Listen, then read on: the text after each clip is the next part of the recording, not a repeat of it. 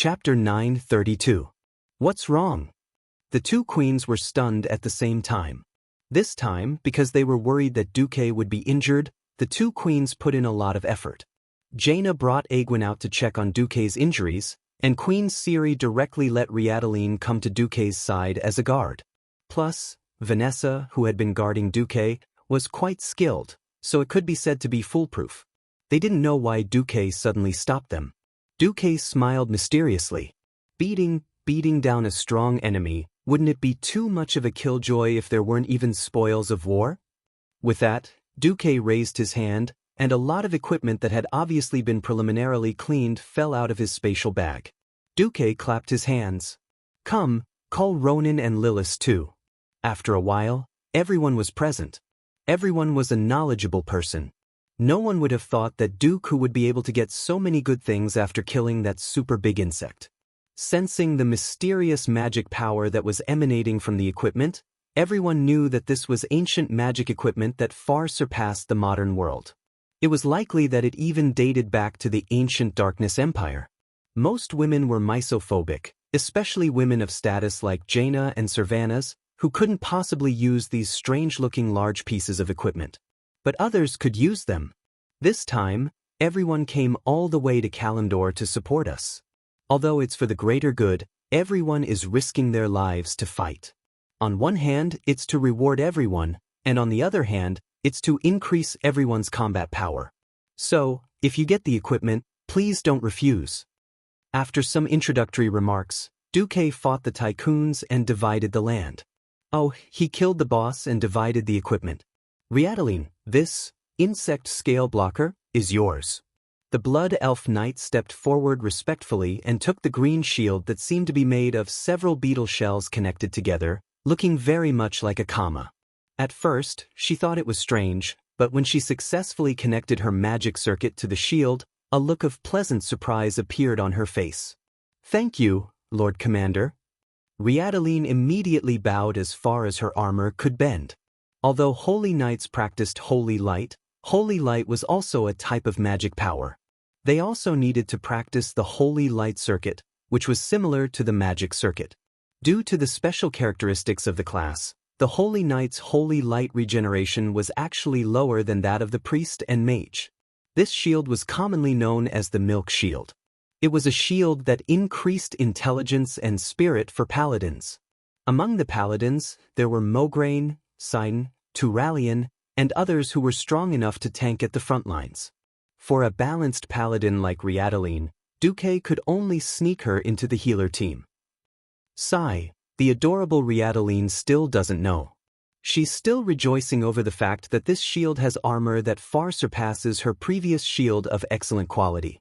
Was he still helping Duque count his money after being sold? Lillis, this pair of leather digger's boots is for you. Lillis tilted her head and faintly thanked him. She didn't hide anything and directly tried them on. She was surprised to find that they actually fit. The magical feeling of being connected by blood made this expressionless man reveal an expression of pleasant surprise. Ronan, this digger's wrist guard is for you. Ronan respectfully took it and put it on, feeling even more grateful in his heart. In this day and age, epic equipment was not easy to find. Although Teacher Duque made him work hard, he would always give him a share when it was time to reward him. Ronan bowed deeply. Thank you, teacher. Duque casually handed over a bug, which shocked Ronan. Ronan took a closer look and realized that it was actually a gun with the shape of a strange bug. From afar, it looked like a crab pincer. Give this to Sir Lang Bronzebeard for me. I remember that he needs a good gun. Understood, teacher. Finally, Duque glanced at the two queens and sighed. Jaina, I know that you've been secretly envious of Senior Ronan's unruly will for so many years. At this point, Jaina stuck out her tongue like a little girl. After so many years, if she could still be fooled by Duque, how could she not know that unruly will was better than the smoke glove after becoming a radiant moon wizard? It was impossible to say that she didn't secretly complain. Of course, she couldn't help but curse Duque in secret. Duque handed over an exquisitely made box with golden edges and a dark yellow background. It was only half the size of a palm. It was a magic accessory. I've already appraised this. It's called sandworm poison. Don't worry, it's just a name. It's harmless. Its usage is similar to Ronin's. It's just a little lacking. Teacher Duque acted like a teacher, his face full of, "Look, I actually love you too," expression. Jaina was displeased. "Teacher Duque, if you really love me so much, you should give me a better one." Duque's face fell. "Damn it, you must have skipped countless versions to get rid of Deathwing and loot his corpse. If you send a few more bosses that should only appear 10 or 20 years later, how many of my old bones will be left?" Duque immediately turned hostile. "If you want it, then take it. If not, then forget it." "I want it." "Why not?" Jaina moved like lightning, snatching the sandworm poison and holding it in her hands as if she was afraid that it would melt. Finally, there was only Queen Sylvanas left. The arrogant Sylvanas stood with her hands on her hips in an S shape, a faint smile on her lips as she looked at Duque. She was clearly saying that he didn't have anything good to give her, just wait and see. Duque's eyes widened. "Who almost threw me to the ground and ate *T. Sylvanas retreated in a rare moment, not daring to look at Duque. She turned her head away with a red face. "Yes, I know I was wrong. Please let me go, we'll talk about it later." "It's a deal." Duque's feigned anger turned into a sinister smile as he looked at Sylvanas gently. He raised a small, intricately crafted, gem-studded green carapace. "Sylvanas, this cave dweller shell is for you. With it, once you activate it, it'll be like having a magic shield out of thin air. It's about the same as a radiant moon mage's ice shield." Sylvanas was overjoyed when she heard this. What was the saddest thing about rangers? They didn't have enough life-saving skills. Especially against unreasonable AoE attacks, they could only take it with their bodies in despair. Now that she had the cave dweller shell, it was tantamount to having half a life. In her joy, Sylvanas actually did something that shocked everyone around her. In her passion, she actually rushed over to hold the weak Duque's face and kissed him deeply. Wow, there was an uproar. Chapter 933. Legend had it that Duque had a special liking for the High Elves. 13 years ago, he had taken the eldest and third sisters of the Windrunner sisters in one go, which was considered a legend in the Alliance. There were also rumors that his relationship with Queen Sylvanas wasn't shallow. Some people even said that the reason this second sister of the Windwalker family was able to become queen was because of Duke's help. But no one knew that Duque was so crazy, enviable, that he had taken all the 3 Windrunner sisters, including Queen Sin Dorii. Suspicion aside, all the blood elves present were dumbfounded. Second sister, Lilith's brain crashed. She had never thought that her 3 brothers-in-law were all that ***starred Duque. Riadeline was even more confused. Wasn't there a rumor that Duque had something going on with Her Majesty Kalia, Queen of Lordaeron? Although she had heard that he had an ambiguous relationship with His Majesty Proudmoore, this was the first time she had heard about his relationship with her queen. It seemed that when she faced Duque in the future, she would have to treat him as the queen's husband. Next to them, Jaina was very jealous. There was a strange feeling in her mouth, and she looked at the two of them with complicated eyes. After a full 10 seconds, Queen Sylvanas let go of Duque, who was a little stunned. "Yo, I'm still willing to kiss you even though you're so smelly. We really do love each other." Duque was embarrassed. Only then did he remember that the smell on him had not completely faded. As if to announce to the world that Duque was her possession, Queen Sylvanas playfully patted Duque's face. "Okay, we all know that you've overdrawn your magic circuit just now. Have a good rest. If you really can't take it anymore, someone will come to you." With that, Queen Sylvanas tilted her head. "Vanessa, please clean this guy up. I don't want him to still be so smelly the next time I see him." "As you wish, Duchess." Vanessa looked respectful, but in fact, she did not hesitate to push Queen Sylvanas. She was clearly saying, "I don't recognize any queen. Only the true matriarch of the Marcus family can order me around. You can be a duchess or get out of here." Queen she was in high spirits. There was no hostility. Instead, there was a faint admiration. "Good, not bad. Only a maid like you can protect and take care of my man. I'll leave it to you. Yes. Vanessa replied with impeccable etiquette. Everyone dispersed like the tide, leaving only Duque and Vanessa. Duque said, Vanessa, give me a moment. I need to take a shower. Stop joking. His Majesty Proudmoore already told me that you used up almost all of your mana just now. You had to use a small amount of magic to force your body to move even a finger. It won't be good for your body if you keep pretending. Ugh. When the truth of the matter was suddenly exposed, Duque was embarrassed. But could it be that Vanessa wanted to help him bathe? Oh no, such a beast, oh welfare thing, how could it happen to me? Ha, if you don't see, you wouldn't know that the little maid who didn't have a great figure back then was already, cough cough. Duque, who had accidentally lost his moral integrity, was obviously thinking too much. Don't worry. This is to prevent you, a bestial duke, from going berserk all of a sudden when you're injured and doing something inappropriate to violate your cute little maidservant. Vanessa said with a straight face as she shook a golden bell in her hand. Ding dang dang. There was a loud noise, and 4 beautiful but strong maids rushed in from outside the door. Damn it, just by looking at the calluses on their hands, it was obvious that these so-called maids were all female knights, swordsmen, and so on. They had obviously received orders from many generals or queens, and immediately took off Duque's smelly robe and clothes without a word. They then pressed Duque into a large bucket filled with warm water, and scrubbed Duque like they were scrubbing a dungeon. Help.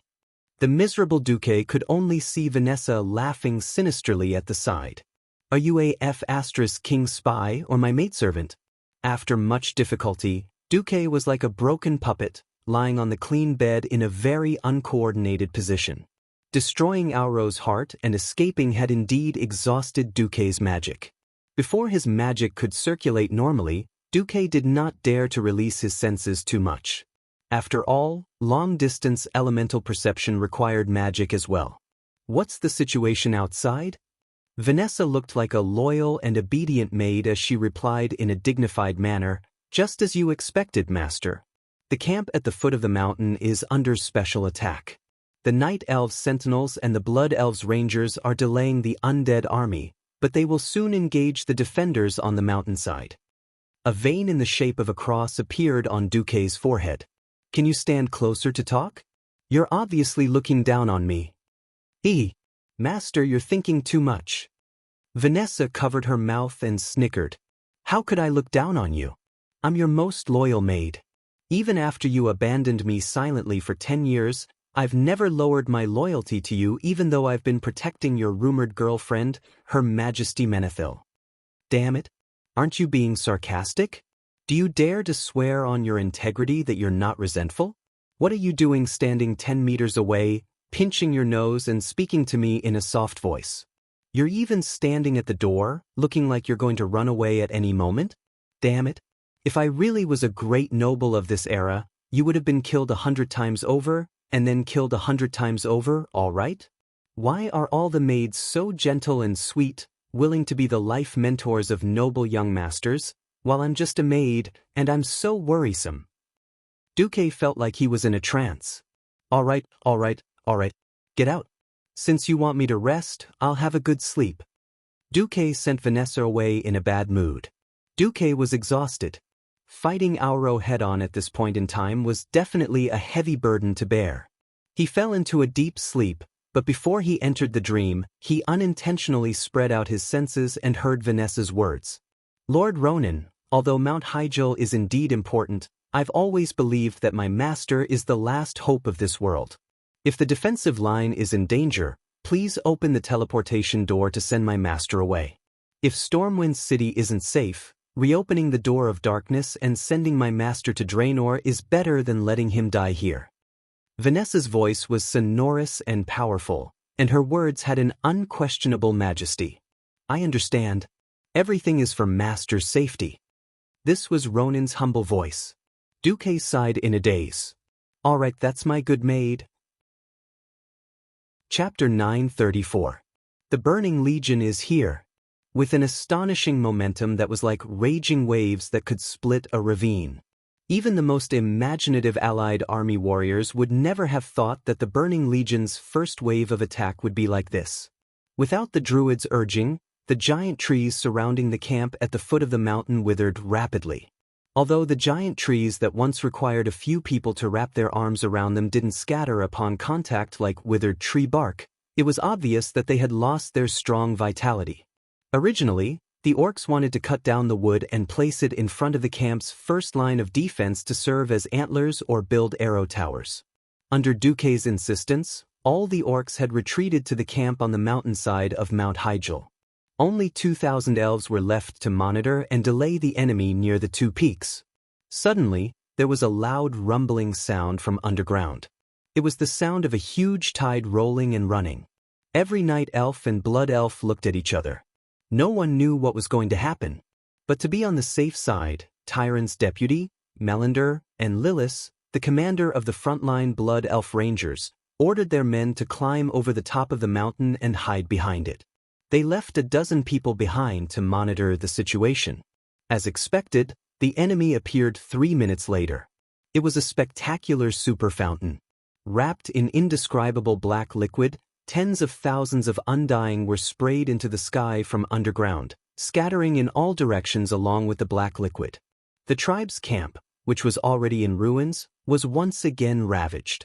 The immortals, big and small, were sprayed into the sky and fell down again under the acceleration of gravity, falling everywhere with banging noises. The smallest were zombies that only had half of their bodies left, the bigger ones were ghouls, and the biggest ones were abominations that weighed several tons. These monsters that had long lost their lives and had almost no intelligence to speak of were already attacking the surrounding buildings before they could even get up. In front of the elves and the few troll scouts was a frenzied undead army. They used their broken teeth to bite the wooden arrow towers, used their rusty machetes to hack at the half-broken mud walls made by the orcs, and used their huge arms to smash at the camp's wooden walls. The black fountain continued to gush out, spraying more and more undead army into the abandoned campsite. Suddenly, a black cloud floated over from afar. It was thousands of gargoyles, as well as many huge, white skeletons and death ice dragons that were surrounded by a freezing aura. Dust rose from the ground. It was a mixed army of undead and evil demons, numbering in the hundreds of thousands.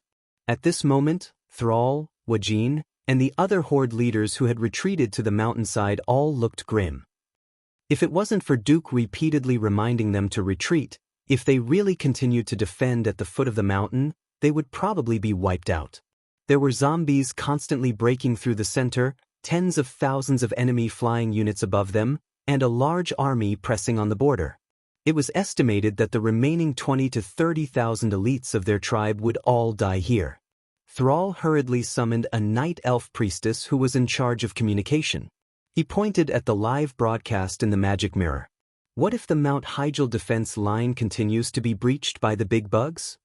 The priestess puffed out her chest and spoke in the common human language that wasn't very fluent.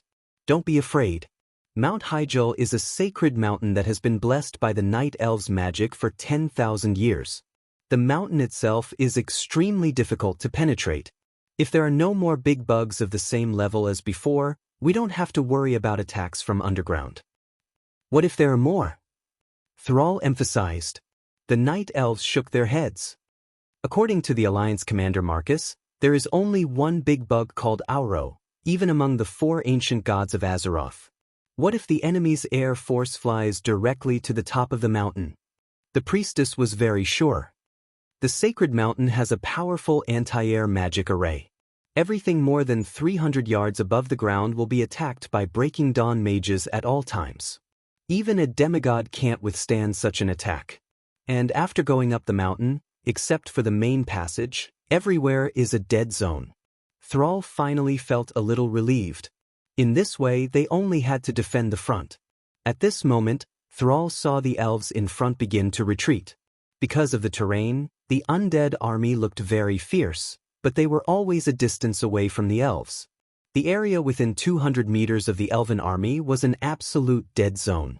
The elves nimbly ran between the mountains and the woodlands, occasionally turning around gracefully to shoot an arrow, blowing up the heads of the zombies or ghouls charging at the front.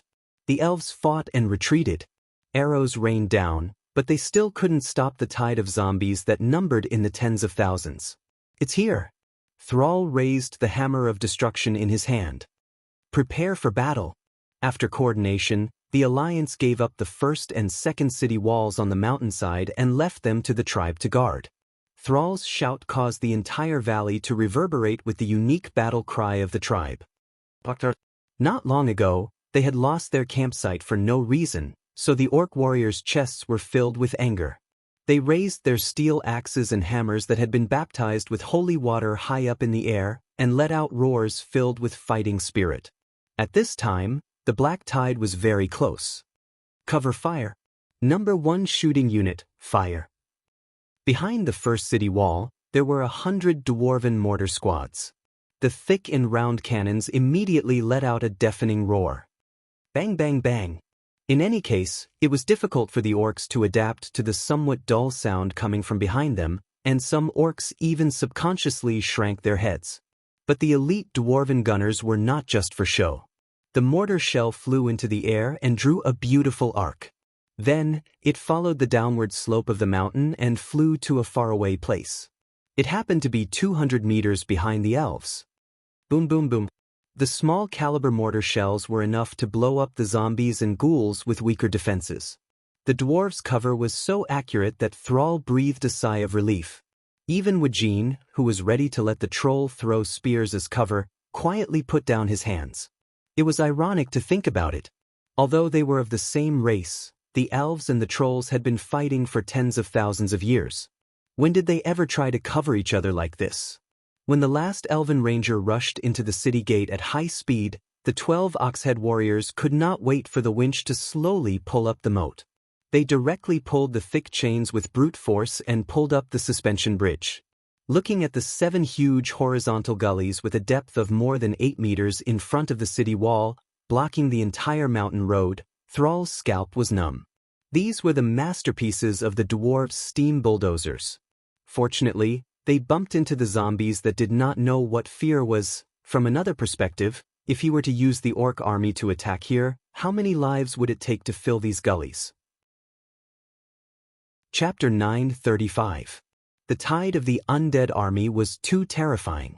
The mortars bombarded the horde of zombies, and every shell blasted dozens of zombies into smithereens.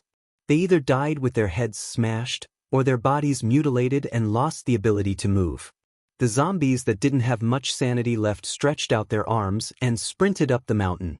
Some zombies were pushed to the ground by the zombies behind them because of missing legs and other reasons. Even so, they still waved their rotten limbs, crawled like dogs, and used both hands and feet to madly rush up the mountain.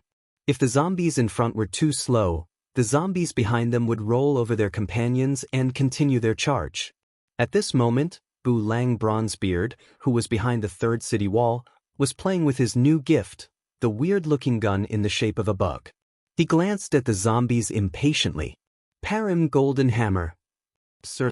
A dwarf officer holding a huge hammer and wearing rare golden armor responded on the spot. Fix target. Number 1, shoot at the source. 3 sets of small steel cannons. Cover the area. Don't slack off, even if we're covering for those damn orcs. But, from another perspective, we're letting them remember the battle at Blackrock Mountain. Bu Lang's evil smile quickly spread among the dwarves.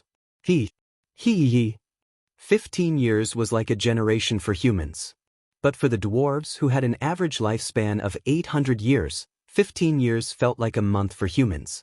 Every dwarf warrior could still remember the humiliation of being blocked by the Bloodring tribe at their front door and not being able to enter their own garden. They didn't have the romance of hunting with guns, and they didn't have the spare time to collect the treasures from the mines. The dwarves were very unhappy about working with the horde. The orcs were once slaves of the Alliance, and now they had no place to stay. They could only run across the ocean like stray dogs. Why do we have to work with those damned green-skinned dwarves? The dwarves didn't understand. If the order wasn't given by Commander Duque, who had always supported the Bronzebeard dwarves during their most difficult times and had never lacked food and medicine, the dwarves would have used guns filled with gunpowder but without bullets to shoot that fellow. Why are the faces of the black iron dwarves black? Ever since we sprayed his face with our muskets, it has turned black. This was a clumsy dwarf-style joke, but it also reflected that if one didn't have some achievements in the alliance, it would be impossible to control this group of irascible dwarves. Alright, Bu Lang had chosen the small steel cannon that had beaten the horde into dogs back in the scorching canyon. The small steel cannons that shone brilliantly in that battle were, in fact, many more were built later on. Who knew that after the battle at Scorching Canyon he would no longer have a use for it? At one time, the watchtower in the blasted land had 36 small steel cannons at most. Later, as the times changed, the small cannon was replaced by the more powerful little Duque cannon. The dwarves never lacked iron and it was quite troublesome to recycle these finished products. As a result, all those small steel cannons could only be placed in the warehouse to play games with the dust. Duque had instructed the dwarves to bring the small steel cannons in this rare battle across the sea. He even said that they would respond to tactics and abandon the cannons at any time. Since it was an outdated piece of trash, Bu Lang was naturally happy to obey. Who would have thought that it could be used to scare the orcs? As expected, when the large cannons boomed from the third wall, many of the older orc warriors were almost scared to death. This was a nightmare that had traversed 13 years in time. Every old orc who had been captured in the Scorching Canyon remembered the humiliation of being forced to surrender by the terrifying firepower of the dwarves. Those bastards. Varrock and Brock, the two veterans who had experienced the first and second battle of the Dark Portal, were instantly enraged when they heard the dwarves' wild laughter that seemed to have been deliberately suppressed. Sar had just rejoiced at the support of the dwarves' cannons when he noticed that many of the incomparably heroic old orc warriors were behaving unnaturally. What's wrong? In the end, it was Grom, who had experienced the war but not the last battle of the Scorching Canyon, who told Sar the story. What? Are you sure that this is the small steel cannon that destroyed the last orc army? Sar fell silent. Although the relationship between the Alliance and the Horde had shown signs of warming up recently, the damage done to each other in the past was too deep. The Horde had slaughtered many humans, dwarves, and high elves. The Alliance had also destroyed the Troll Empire and enslaved the orcs. This was already a bad debt. Pass down the order. Our enemy is only the living in front of us. Don't be distracted by the small details. We will prove the glory of the Horde with merit. When the Horde warriors calmed down, they found that the dwarves' cannons were still very powerful. Under the sunlight, many huge black cannonballs fell from the sky. They landed accurately on the seemingly wide mountain path that was hundreds of meters wide, sputtering out with sparks that ignited pieces of the ground. They screamed over the two huge walls, creating a hellish scene in front of the orcs. Sal suddenly understood why the incomparably brave orc seniors in his heart had broken down and become captives. This was not a destructive weapon that mortals could resist with their bodies. Without becoming a professional, there was no chance of survival in the face of this level of attack.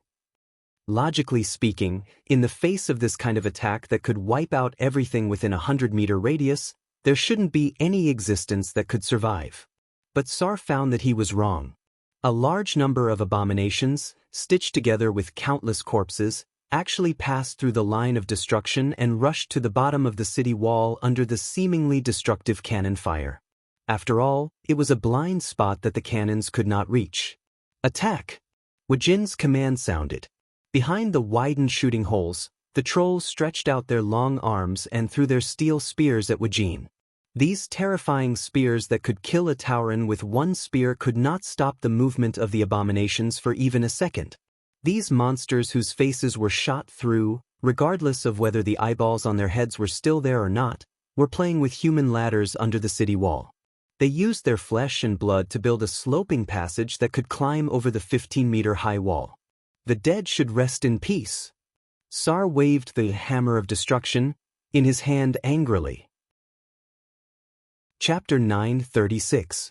With a roar, the huge black square-headed hammer in Sal's hand emitted a blazing light like a small sun. A huge abomination that pounced towards Sal with its arms wide open was hit in the head on the spot. The abomination had the appearance of a big fatty, and its waist circumference was at least 5 to 6 meters. Under this hammer strike, The stitches on its body directly burst open, and the flesh that was forcefully stitched together emitted scorching sparks. In the next moment, its huge body was torn apart on the spot. Sal originally thought that he was already quite violent, but he was suddenly frightened by a loud roar that sounded in his ears. It was Cain Bloodhoof. This burly Tauren chief, who was a size larger than Sal, was at his youngest and strongest age. A gigantic totem pole that could be used as the main pillar of the beastmen barracks swept across, and two abominations that pounced at him were cut in half at the waist. He picked up the lower body of an abomination and threw it out effortlessly, like a bowling ball or a cannonball. The dozens of abominations that were swarming towards him were instantly knocked down.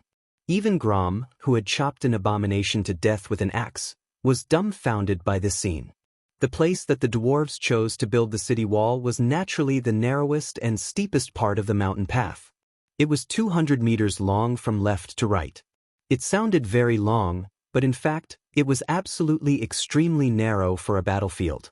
Excluding the taller and sturdier bastions that protruded from the city wall, the actual length of the wall was only 150 meters. It was guarded by the various tribal chiefs, and regardless of whether they were ordinary soldiers or elites, they would be annihilated no matter how many came. Seeing that the number of the undead army was gradually increasing, Wajin waved his hand, and immediately the orcs on the bastions worked hard to shake the handle of the pump up and down, using the FFF flamethrower that once terrified the tribes, on the undead army. The city defense version of the flamethrower was even more insane. After the improvement, the fire oil was clearer and had a higher burning ratio. Due to the 45-degree mountain terrain and the fact that they had the upper hand, the flame tongues could easily be ejected 100 meters away. After a few rounds, the 8 bastions had turned the narrow mountain path into a flaming purgatory. With the explosions of the small cannons and the sprinkling of the flamethrowers, even if there were occasionally elite abominations that were bathed in flames, it would only take a single strike from an orc centurion or oxhead warrior. Grom held blood in his hand. His eyes seemed to have traveled through time and space, back to the Grand War era. Once upon a time, the battlefield between the Alliance and the Horde was a battlefield dominated by strength, skill, and courage. That was the era when the elites of the Draenei tribe who had experienced the Draenei War wantonly flaunted their military might.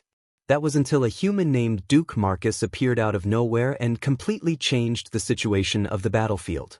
His little invention, the F-type flamethrower, had caused the 100,000 elites of the Warsong clan to be unable to advance an inch in the Silverpine forest. They had no choice but to rely on the Blackrock tribe, which had innate fire resistance as their main force. Unexpectedly, after 13 years, it was the orcs' turn to use fire to deal with the Calamity army. "Be careful!" Varrock suddenly shouted. Everyone suddenly realized that there were many giant abominations wrapped in a frosty aura that boldly charged through the dead zone of the cannonballs, passed through the sea of fire, and killed their way to the city wall. "Use fire bombs," Thrall ordered decisively. At the back of the platform on the city wall, the orcs hurriedly threw out the metal shells in an extremely rough manner. Then, when the so-called fire bombs were thrown into the sea of fire, an even more intense flame burst forth. The temperature was so high that even the orcs standing upwind couldn't stand it. Not to mention the abomination in the sea of fire. The high temperature caused its fat body to continuously lose weight. The essence of a corpse was still fat and bones. As long as the fire was strong enough, the abomination itself was a huge flammable object. The abomination that had worked so hard to break through the purgatory was defeated just like that. If the Burning Legion is only at this level, let alone 3 days and 3 nights, I can even defend for a week. A young orc warrior said proudly. As if it was a slap to his face, a large group of gargoyles began to fly over from afar. Thrall's face darkened. Get the wolf riders ready to throw themselves into the net. At this stage, the tribe was so poor that they didn't even have many wyverns. How could they fight against thousands of gargoyles? Fortunately, the special nature of Mount Hyjal reduced the height at which the gargoyles could climb. Otherwise, there would be no need to fight at all. In fact, other than the net, The tribe's more effective long-range weapon was the less efficient javelins in the hands of the trolls. Of course, the tribe still had shamans. Unfortunately, shamans were so rare. They were all treasured and feared to melt in the palm of their hands. Other than leaving them to the rear to treat the wounded, Thrall would not let the shamans go to the front line until the last moment. At this time, Bu Lang, who was on the third city wall, accidentally fired his larva of the giant worm. Bang! A huge gunshot rang out, giving the surrounding alliance warriors a fright. Bu Lang's face was not red, and his heart did not jump. He was full of nonsense. You don't even understand this. I fired the gun as a signal to tell you that it's time to load Type 3 bullets. The so-called Type 3 bullets was also Du's bad taste. When he came up with this idea, he didn't expect the dwarves and gnomes to come up with it. However, the dwarves weren't afraid of having a big brain. They were afraid that your brain was not reliable and would waste a lot of materials. Duque, who seemed to have a big brain and was reliable, was naturally the god of invention among the dwarves. During the 10 years he was away, the dwarves regarded Duque's idea as the Duque Bible and developed the Type 3 bullets and mass-produced them. The dwarves' version of Type 3 bullets used a large shell with many burning bullets in the shell. Using the small steel cannon as an example, the shell was 1 meter in diameter, 3 meters in length, and weighed 1,360 kilograms. There were 996 to 1,200 bullets in the shell, and there were many versions such as the small steel cannon and the small Duque cannon. Once it was fired, it would be like a goddess scattering flowers. No matter how many air forces there were in that area, they would all be wiped out. What? You're asking why they didn't just use shotguns, such as the grape shot from the cannon? The grape shot's range was too short, it couldn't hit far. Moreover, if they fired from the back of the orcs, once the shell couldn't go around the front wall and hit the orcs' butts, the Alliance and the Horde might start fighting before the Burning Legion could reach them. Just as Thrall was bitterly preparing to fight, the small steel cannon that had killed their predecessors opened fire again. It was different from the big shell that exploded when it hit the ground. This was a cone of fire that exploded in mid-air like a beautiful firework. Chapter 937. Half a minute ago, all the rookie orc warriors subconsciously raised their heads. With a slightly confused and helpless expression, they even forgot to hold up their shields, bitterly becoming witnesses to the spectacle in front of them. It was an enemy so dense that it looked like a dark cloud. The gargoyles, which were almost free of the shackles of gravity, had the strongest limbs, sharp and dark claws, a demonic face, and scarlet eyes that flashed with the most demonic fierceness. A moment ago, the entire defense line of the city wall was still bathed in sunlight, but suddenly, the sky darkened. The army, which lacked mobility, was passive whenever it faced the agile and soaring air force. Coupled with various factors such as range and hit rate, the Horde warriors could only be beaten up at this time. Originally, Sal was prepared to suffer heavy losses. Unexpectedly, as the roar of artillery in the distance behind him became more ear-piercing, Sal discovered with his amazing dynamic vision that the dwarves had changed the cannonballs to larger red cannonballs. They weren't blasting at the ground but throwing them into the sky. It looked like fiery conical fireworks blooming in the sky, and they broke the black haze of death in a unique manner. Each red cannonball was equivalent to over 1,000 tiny flame warheads. They poured their destructive power and scrupulously into everything flying in the sky. Sal saw with his own eyes that a cannonball passed by, and the nearest gargoyle was directly turned into a sieve. The wings, which were as solid and thick as a stone wall, were full of holes of all sizes. The head and chest, which could have been broken with a sledgehammer, were full of potholes and continuous cracks. The mountain path of Mount Hyjal, which had a limited flight altitude and area, was definitely the best place for the dwarves' magical cannonballs to show off. With one shot, at least 30 or 40 gargoyles fell from the sky. The originally dense and numerous gargoyles were like dark clouds, but after a few rounds of artillery fire, they suddenly became riddled with holes. Many gargoyles, after falling from the sky, still did not completely lose the ability to move. They still drove their burly bodies to climb in the direction of the city wall. Sal curled his lips. Wajin. Understood. Groups of darkspear trolls rushed to the top of the city wall. They stood behind the orc warriors, stretched out their slender arms, and swung their arms to throw out round stones. When it came to throwing, the trolls had a talent that the beastmen could never hope to match. Stones the size of kettles drew a straight line in the air and struck the gargoyles on the ground. Crack, crack. The sound of rocks shattering rang out everywhere. Ha! Awesome! This feels so F***ing good. The orcs and oxhead warriors were still cheering loudly even though they were defending the city walls. The miserable state of the enemy was their best stimulant. At that moment, people from the Alliance arrived.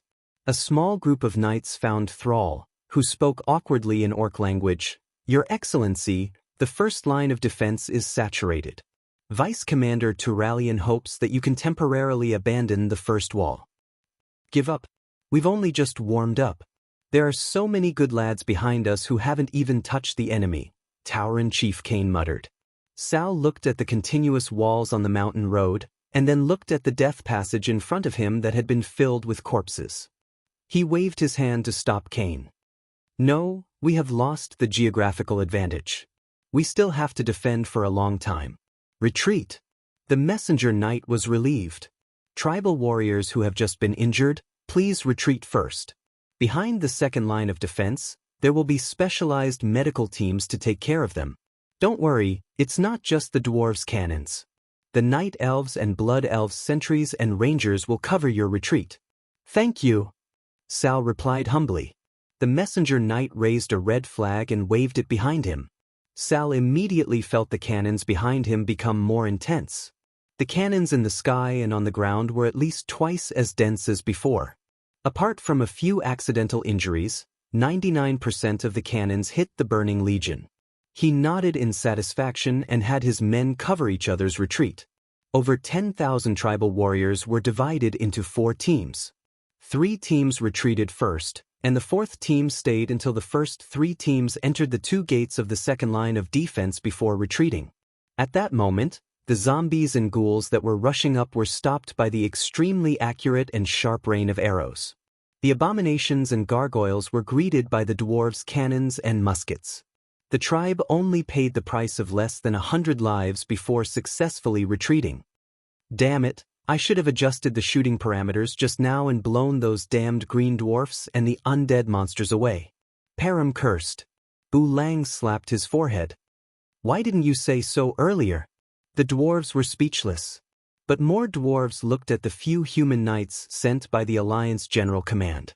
The dwarves finally knew what these humans were here for. They were afraid that the dwarves would act recklessly when they were hot-headed. On the Burning Legion side, a fierce debate broke out. The Dreadlord, led by Ansaron, thought that they should slow down and find a countermeasure. The Alliance's cannons are too powerful. We don't have enough cannon fodder, and the terrain is too narrow. It's not a good idea to attack blindly.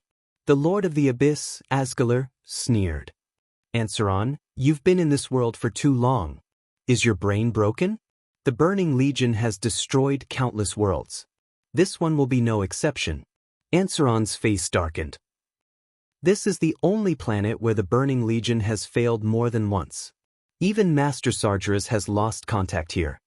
Since they were talking about their boss, Asgalar couldn't go on. Since you're so afraid, let me take the lead. The Lord of the Abyss moved his fat, 4-legged lower body, picked up the heavy double-headed double-edged sword, and left with a laugh. Ansaron stared at Asgalar's back and spat. Idiot! I'll let you and your men consume the dwarves' cannons. As one of the first higher demons to enter this world, the Dreadlord had a full understanding of the combat power of the mortals in Azeroth. Before Archimonde's arrival, if it weren't for the Lich's solidification of the fortress and the effect of protective cannonball, condensed by a large-scale magic circle, the Scourge Legion would have been defeated and attacked to the city of Lordaeron. If Lordaeron fell, then the entire Lordaeron continent would likely become a piece of iron again, and the Burning Legion would have no way to attack. Fortunately, Archimonde arrived. After a while, seeing Asgalar's mountain-like figure, the human warriors on the second wall didn't look good. Mograine spat down the wall. I thought only the Horde was unlucky. Chapter 938. A 15-meter-high wall was the limit that the Alliance's engineering team could achieve in a short period of time. Even if cement was better than the old stone brick wall, there were still various load-bearing and foundation problems. Mowgray knew very well that if it was the Alliance from 15 years ago, the brothers could only rely on wooden fences that were 5 or 6 meters high to resist the tide of the Burning Legion. However, reinforced concrete and so on could be used to block zombies and ghouls. In the face of such a great demon that was 8 or 9 meters high just by standing, it was simply a joke with their lives. Not to mention the Abyss Lord that looked a bit like a dragon man. If they didn't stop him before he reached the wall, the 3,000 Alliance soldiers on the wall would die. Call for help. Mowgray ordered. Immediately, magic messages, bugles that represented a strong enemy and a call for help, and the most traditional way of sending messages on horseback were launched at the same time. The experts of the Alliance and the Horde learned of the existence of danger almost at the same time. Thrall, who had just entered the third layer of the wall to rest, frowned. Not only the reaction of the Alliance soldiers, but also his keen perception of the shock coming from the distant ground. Although he hadn't officially become a shaman, Thrall's natural talent was unparalleled. Let's go up the wall and take a look. Leaving Varrock to look at the troops, Thrall immediately took Kane, Grom, Wajin, and the other chiefs and a group of personal guards to the third layer of the wall. The huge and terrifying figure in the distance was immediately reflected in the eyes of the experts of the Horde. Looking at this figure that was extremely similar to Manaroth, Grom immediately remembered the humiliation of being fooled. On the fifth layer of the wall, Kale, who had been pretending to be calm, was originally elegantly sipping black tea. Suddenly, his long golden eyebrows trembled, and his gentle temperament changed at that moment, becoming eager and full of fighting spirit. He was no longer the noble elf prince, and he could take the change in identity calmly. Because this was a sin he had done for the sake of family. For him, kneeling in front of the Sun Chaser King's court had already repaid all the kindness of his father, King Anastrian, who had raised him. All that was left was to wash away the shame of having once sided with the Scourge army. During this period of time, he had received a lot of supercilious looks. Wherever he went, the blood elves who used to be his compatriots would either openly or secretly point fingers at him. Thanks to Duque's effective guidance and suppression, the entire Alliance treated him and his followers fairly well. He did not deliberately make things difficult for them or exploit them, nor did he use them as cannon fodder or complete impossible tasks. It was because of the fairness of the Alliance that he desired to atone for his crimes. Facing the Burning Legion on Mount Hyjal was the stage that Kale, had been looking forward to for a long time. That's right. Only the blood of the Burning Legion could wash away the stain on his name. I, Kale Sunstrider, have never truly betrayed my own people. Even if I can no longer become a hero, I will at least become a man who can walk proudly on the land of Azeroth. The moment he received the magic message, Kale, eyes were filled with hope and desire. It's time for us Redeemers to take the field. The powerful warriors of the Alliance and the Horde are already at the front line. How can we fall behind? Your Highness. Caponia, Solarian, Saladre, Segunar, and other hardcore followers all stood at attention. They puffed out their chests and sucked in their stomachs, looking at their most respected prince with feverish eyes. Even if the world deprived Kael'thas of his noble status, in their hearts, Kael'thas would always be their prince. When Kael'thas opened the portal and arrived, the city wall was already full of Alliance and Horde powerhouses. There was a winding mountain road in the distance, and the left side was full of cliffs. Turalian pointed at the huge figure moving quickly along the winding mountain road and said in a worshipful tone, "According to the intelligence that Lord Marcus, the commander of the Alliance, risked his life to retrieve, that huge half-dragon, half-human demon is the Lord of the Abyss, Asgalar. Excluding the giant bug Oro, who was destroyed at the camp at the foot of the mountain not long ago, he is one of the 6 leaders of the Burning Legion's invasion. He is quite difficult to deal with. What Lord of the Abyss? Isn't it just a matter of my axe?" After playing guerrilla warfare for more than a decade, Grom had to learn the common human language, and then he seemed to have learned what it meant to be arrogant. Mograine pointed at the large group of demon guards around Asgalar, who were also around 5 meters tall. If you can rush to the fatty under the protection of so many demon guards and kill him, then I'll respect you. Grom's face turned red. Thrall grabbed Grom and said in orc language, "If Duque hadn't saved you, you would have been dead. For Duque's sake, don't argue with his subordinates. If you're a man, then fight on the battlefield." Grom snorted heavily. Turalian coughed and continued, "According to the intelligence, those are elite demon guards. Unless you're a powerhouse who has stepped into the hero domain, or a mysterious person who is at or above the Radiant Moon rank, you can't effectively kill them." Thrall asked, "Even your cannons can't do it?" Suddenly, a loud and boorish voice jumped out from beside Thrall's legs. "If it's possible, your dwarf grandpa wouldn't be here." Thrall was shocked. Only then did he notice that there was a dwarf not far away from him. It wasn't Thrall's fault. The Lordaeron area where he grew up had never been a dwarf's territory. Even he had only officially seen a large number of dwarves after coming to Mount Hyjal. He wasn't used to it yet. Facing the tribe's giant looking down on him, Bran Bronzebeard was even more upset. "What are you looking at? Do you believe that I'll shoot you if you keep looking?" The tribe's giants all said in unison, "Umph." Turalian rubbed his eyebrows. "I still don't have enough reputation to control these warriors." He could only try to smooth things over and pretend that he didn't see their conflict. Then, the job of covering up will be left to His Majesty Proudmoore and the other 4. Jaina, Ronan, Kael, and his 2 followers bowed slightly. As time passed, Asgalar and his men finally crossed the first wall. Standing on the first wall, Asgalar raised his heavy sword and slashed at a fort next to him. The heavy sword wasn't too sharp, but the combination of weight and strength was a terrifying destructive power that mortals couldn't imagine. The gigantic double-headed heavy sword cut through the entire fortress made of reinforced concrete as if it was cutting through an oversized piece of tofu. The sound of steel bars breaking and cement bursting could be clearly heard even from the second wall 200 meters away. Every single one of the soldiers of the Allied army held their breath. Chapter 939. The demon guards rushed past the Lord of the Abyss like a tide. The mid-tier liches behind the army worked together to cast a battle magic spell. It was a huge ice shield with a radius of nearly 1,000 meters. The cannonballs that crashed down were melted by the black icy aura in midair, unable to land on the demon guards at all. "Ha! Do you see this? Lowly creatures. Weak creatures like you don't even have the right to join the Burning Legion. It's futile no matter how you resist. Your only outcome will be the same as this tower, completely destroyed." Ha!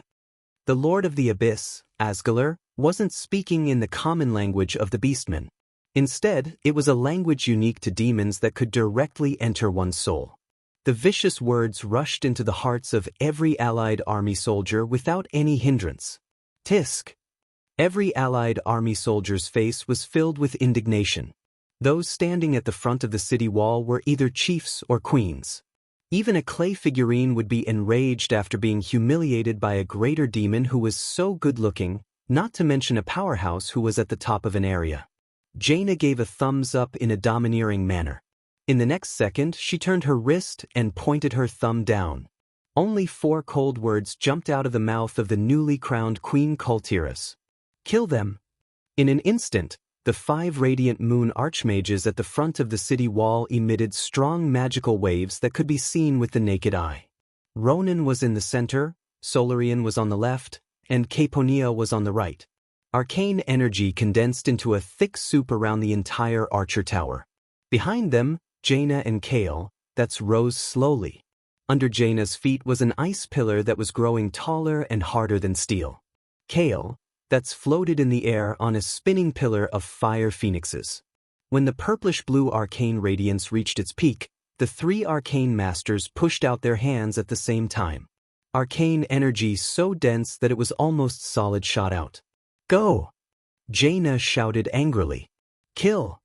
Kael, murderous aura burst forth. when the ice and fire magic that was large enough to overshadow an entire team of sky archmages converged into that unparalleled arcane energy, an incredibly destructive war spell had been completed. Heavenly River of Frost and Fire. It did not exist in any single person's list of spells, and even Morningstar wizards did not have the control to use it.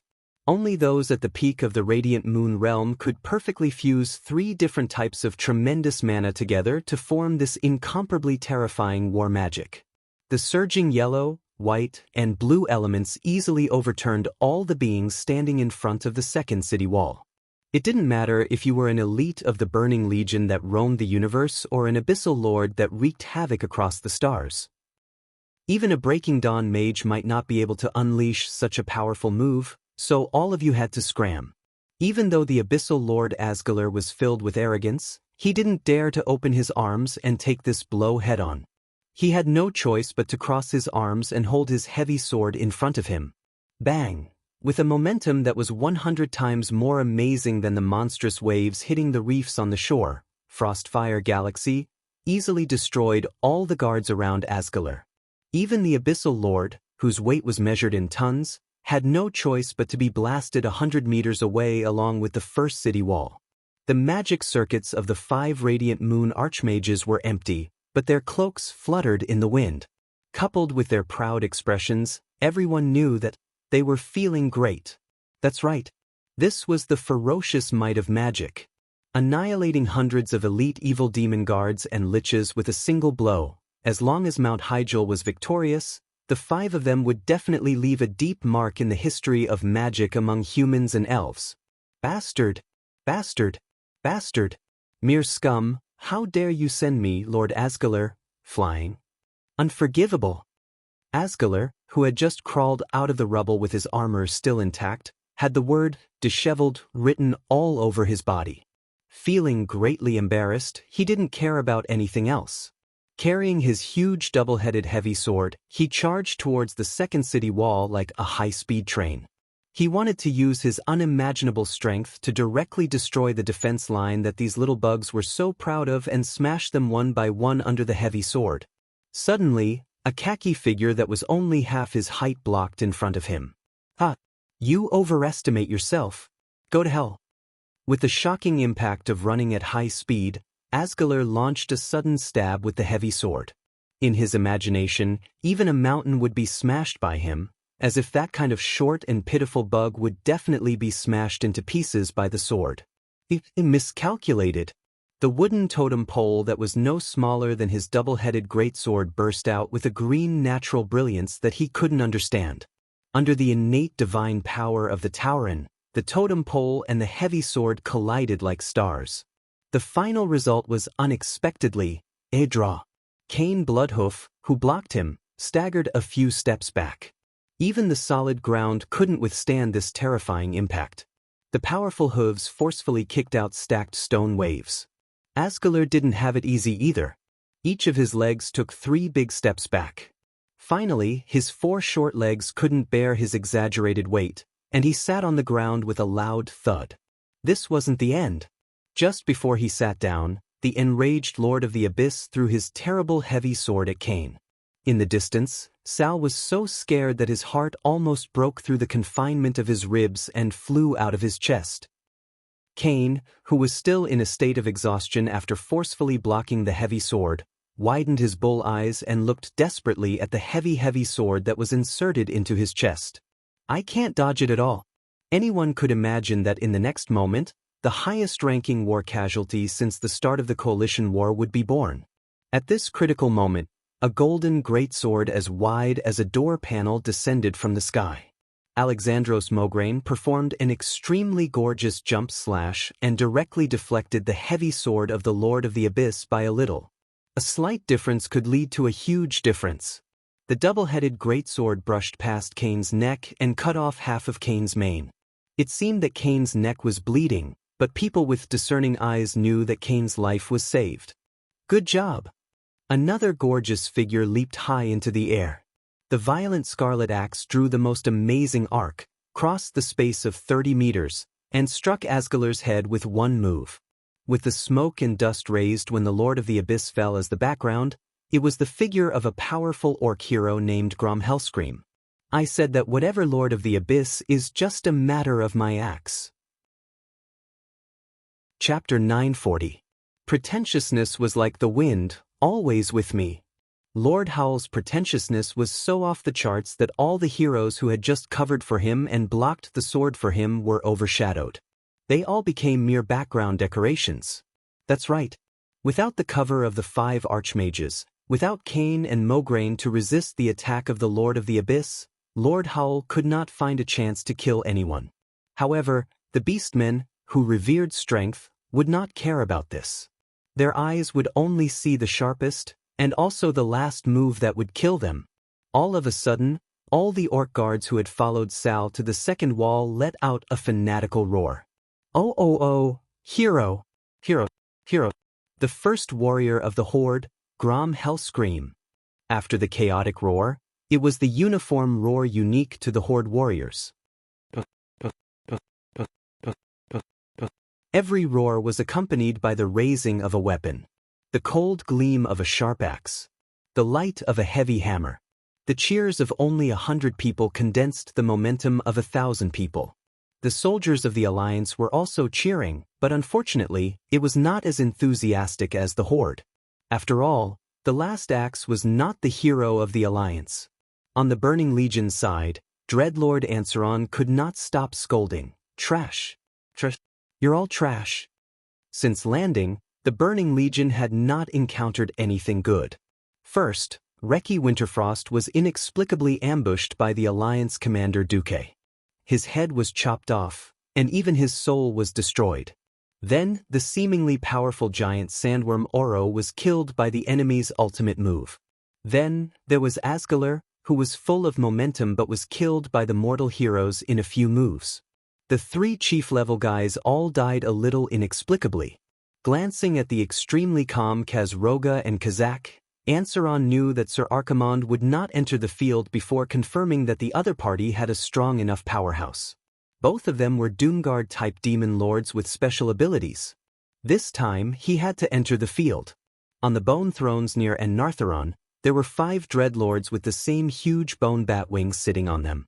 Although everyone was a dreadlord, there were still different ranks among the dreadlords. After the former leader, Tichondrius, was killed, Anasrin was now the most popular replacement leader. He needed a perfect victory to propel him to the position of leader of the Dreadlords. He suddenly had an idea. Humans, elves, and orcs are all lowly and weak. Let the endless Burning Legion destroy them. He had seen too many mortals fiercely resisting. But how many mortals could maintain such a high-intensity battle? Regardless of whether they used holy light or swords, as long as they were mortals, they would tire, get injured, and overuse their life force and spiritual energy, or even die.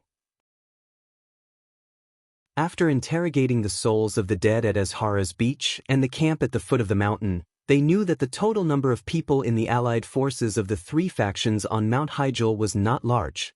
It would not exceed 200,000 at most. The Burning Legion's numbers were 10 times that of the allied army. And most of them were elites. After a little thought, Anseron sent a small number of ice dragons and gargoyles in a rather sparse density. It would be too much of a loss if they swarmed up like before and were blasted down by the dwarves without even having to aim. Obviously, Anasalin's tactic worked. The Burning Legion's air force was larger in number but not too densely packed, forcing the Allied army's long-range firepower to pay more attention to the sky. Many times, the Alliance had to send the Griffins to contend with them. It was obvious that this was more effective for the Allied army to bleed. It was the same for the ground battle. The moderate but continuous attacks made the Allied army tired to deal with them. Basically, whenever the corpses in front of the city wall accumulated into a large slope, enough for the undead army behind to rush up, the city wall would be breached. In just 3 hours, the Burning Legion broke through 5 layers of the city wall in one go and fought all the way to the 7th city wall. At this moment, with the Horde's heroes as the arrowhead, the Allied army launched an extremely fierce counterattack. Under the cover of artillery fire and elven arrows, The allied army actually fought their way back from the 7th layer to the 1st layer. What infuriated Ansaron was that the allied army pushed a large number of fuel barrels and directly set fire to the mountain path. The intense fire with a temperature of over 1,000 degrees made it so that only the Air Force could pass through. Ansaron once tried to get the liches to use frost magic to extinguish the fire, but the effect wasn't ideal. Often, as soon as the fire was extinguished, more black oil would flow down from the mountain, and the fire would continue to spread along the black oil. And because of the solidified magic array on Mount Hyjal, no matter how fierce the fire was, it was only within the range of the mountain path and wouldn't spread up the mountain. This fire bought the allied army more than 3 hours. The second time, Ansaron thought that the allied army no longer had the black oil, so he ordered the Scourge Legion to launch another fierce attack. In the end, Ansaron was shocked to find that there were 7 more layers behind the original 7 layers of city wall. This time, they fought for another 3 hours. Then, it was the Horde who led the counterattack and chased the Scourge Legion back. After hundreds of Dark Spectres were destroyed in a row, Ansaron received a piece of news that drove him crazy. The Alliance was frantically building the city wall along the winding mountain path at a rate of 1 layer per hour. That's right. Our mortal army can't outlast the Scourge Legion, but we can stall for time. If we can stall for 3 days, it will be the Allied army's victory. After realizing that the Allied army didn't mind stalling for time, Ansaron felt like he had been slapped in the face several times. No way. I have to do it myself. All of you follow me. Behind Ansaron, 5 dreadlords followed. In front of him was a tidal wave of Abomination army and a group of about 100 Death Knights. Hundreds of hellfire over 10 meters tall held down the rear. In the sky, a huge death dragon was slowly circling, and thousands of gargoyles were flapping their black wings. The high-level dreadlord, Ansaron, was out. Logically speaking, this lineup should be punching Mount Hyjal, stepping on Azeroth, commanding the world, and no one dared to disobey. Who the hell told you, Turalian, to use Quell, Zarum, to release the meteor blast? And who told you, Mograine, to use Ashbringer, to release the despicable Thunderbolt? You broke the rules. All of you broke the rules. Where's the referee? Yellow card. Red card and 100-game ban. For you. Who the hell are you? Yamit. In the face of the menacing allied forces, Dreadlord Ansaron and his men beautifully pounced on them. Chapter 941. His surroundings were chaotic, and countless strange lights flashed in all directions around him. I'm going back. In the confusion, Duque felt that he had gone back. He returned to a warm but comfortable doghouse. He graduated from university and changed from a glorious university animal to an even more glorious person in society. He lived the fulfilling life that his seniors mentioned. Because the kind and generous landlord increased the rent every year, her flower-like daughter yelled "Sumida" all day long and absolutely refused to spoil Duque, an ordinary great man who was far from being a little fresh meat. This allowed Duque to avoid a wonderful love disaster. Therefore, the single dog Duque decisively moved to a cleaner and tidier urban village. He lived in an independent kingdom that cost 1,000 yuan per 10 square meters. He lived almost every day at 2 o'clock in the morning, and he had to enjoy the scenery outside the window of the 3-hour subway. So comfortable. There were aunties dancing Little Apple at 10 o'clock at night. There were commercial flights flying at 3 o'clock in the middle of the night. There were daily demolitions of houses in the urban village that started at 6 o'clock in the morning and rented out to university graduates. None of this can affect my enthusiasm for the boss fight in Duque's territory. Damn, it's already the era of the monthly card. The only one who can fight me in reality is Brother Electricity. Ha! At this time, there was a mysterious female voice calling Duque. Duque! Wake up. The world needs you. The demon duo called Kazroga and Kazak is too powerful, we can't handle it. Duque replied in a daze, Kazroga? Kazak? They are all antique-level weaklings. Who can't solo these days? Go by yourself, don't call me. The owner of the mysterious voice seemed to be angry. Damn it. I'm not asking you to dream, I'm asking you to face the demon lord in reality. That monster that is 50 feet tall. Wake up. As long as the world is not destroyed by the burning legion, I will do anything you want. Duque smacked his lips, his voice deep and magnetic. Come on, let me swear on my conscience, I really can't do this job. I'm just a lowly and bashful boy who has never even touched a girl's hand. Ever since I was young, I didn't even dare to eat sh*t, and you actually want me to fight some demon lord? Are you kidding me? After saying that, Duque stretched out his right hand in a daze and touched his left chest. Yes, he touched it.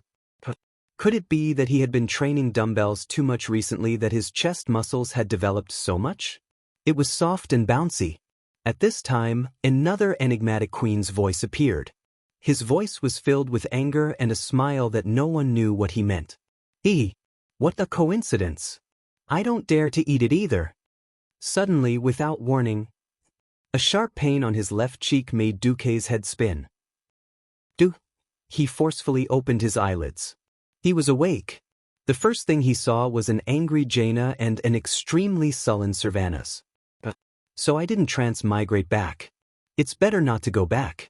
Think about it. I'll go back and be an engineering university animal. Before I graduate, I'll be a female pig competing with Diaochun. Every festival, I'll be showered with affection by a handsome guy who found a girl outside of school. I'll be fed dog food, and I'll be urged to submit my experiment report.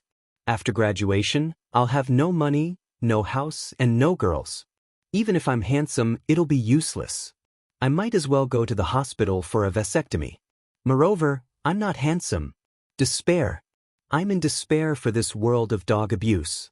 Although in Azeroth, even toothbrushes, toothpaste, and toilet paper had to be researched by him, and every 3 to 5 years, there would be a world-ending crisis, but at least he had status, ability, and a harem here. Thinking of this, Duque sat up on the bed, his face facing the sky at a 45-degree angle. A crocodile tear fell from the corner of his left eye. Earth is too bitter. I'm not going back. Queen Sylvanas thought about what would happen if she slapped Duque awake. Maybe Duque would be like a wronged wife, or maybe Duque would be noisy. Queen Sylvanas wasn't afraid of any situation.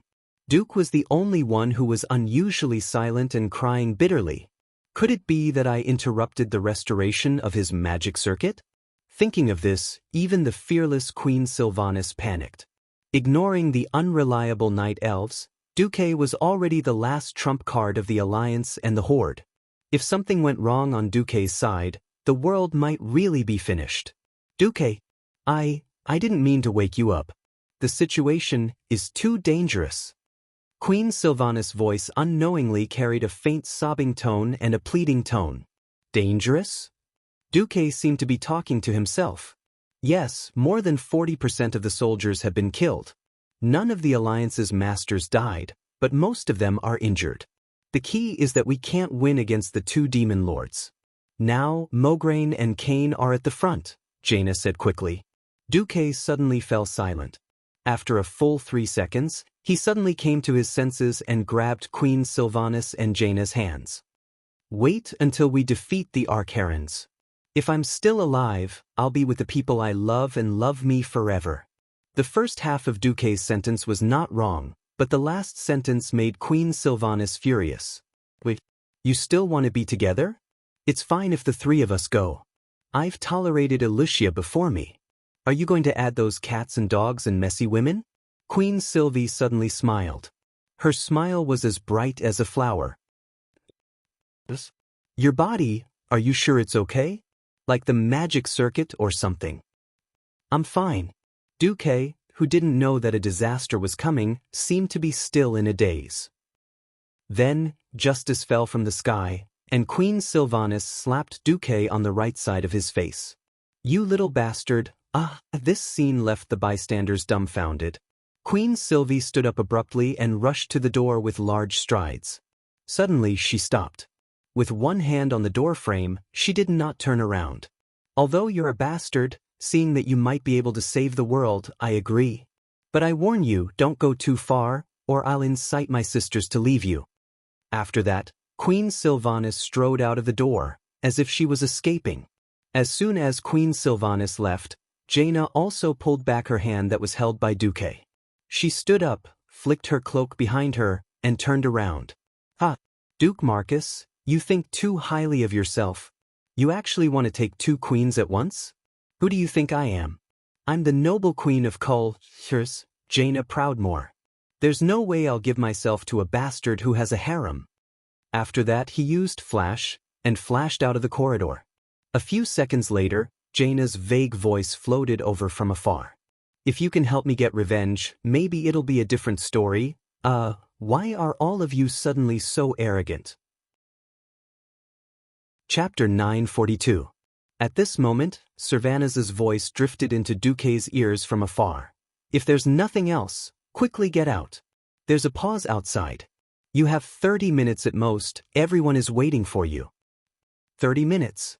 That's enough. Duque smiled and lifted the quilt. Vanessa, who was waiting next to him, immediately stepped forward and handed over Duque's robe. "Thank you."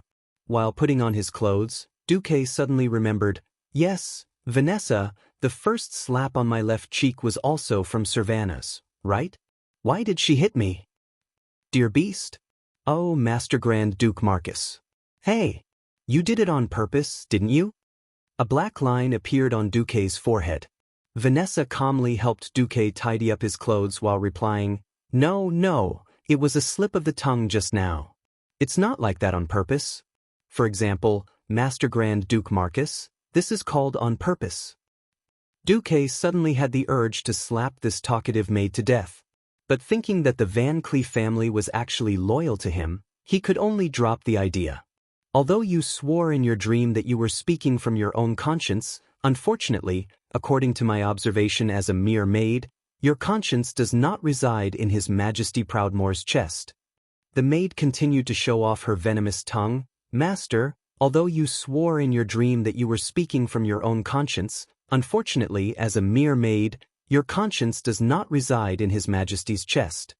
Vanessa, who had undergone strict training to improve her manners, said in the most elegant and dignified manner and the most serious tone, "The reason why His Majesty Sylvanas was so angry is probably because you could accurately pass through Proudmoore's breastplate defense line in your sleep and accurately grasp your conscience through the gaps in his clothes." At this moment, Duque only wanted to say, "What the heck?" In fact, Duque really wanted to ask the maid in return, "If my conscience grew on your chest, then can I still touch my conscience to speak?" After thinking about it, Duque gave up. If Vanessa suddenly had a brain cramp and fearlessly sacrificed herself to have a monkey with him, wouldn't she give birth to an enhanced version of the venomous tongue monkey? No. This scene was too horrifying. Duque decided to stop imagining it. All right, in front of a great enemy, this kind of small matter should be put aside for now. After confirming his equipment, Duque strode out of the room. Since he was the boss, he naturally had the aura of a boss. As soon as he stepped out of the door, Duque discovered that Turayan was actually waiting at the door. However, Turalian's condition was a little bad. Not only was his armor damaged, but the holy light on his body was also a little weak. In the eyes of Pharaoh, who could sense the elements, every holy night was like a gigantic light bulb. Regardless of day or night, they would emit light and heat in the elemental domain, clearer than a lighthouse in the dark. Turalian's holy light energy was at most 50% of its peak. It seemed that this was the result of a round of recovery. "Report."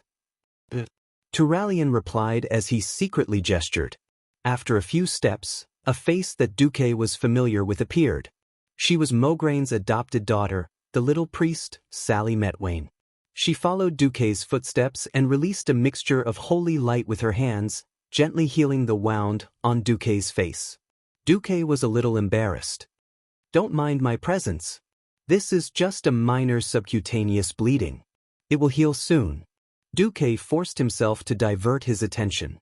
"It's already the third morning since you fainted. In fact, our results in the first 2 days were not bad.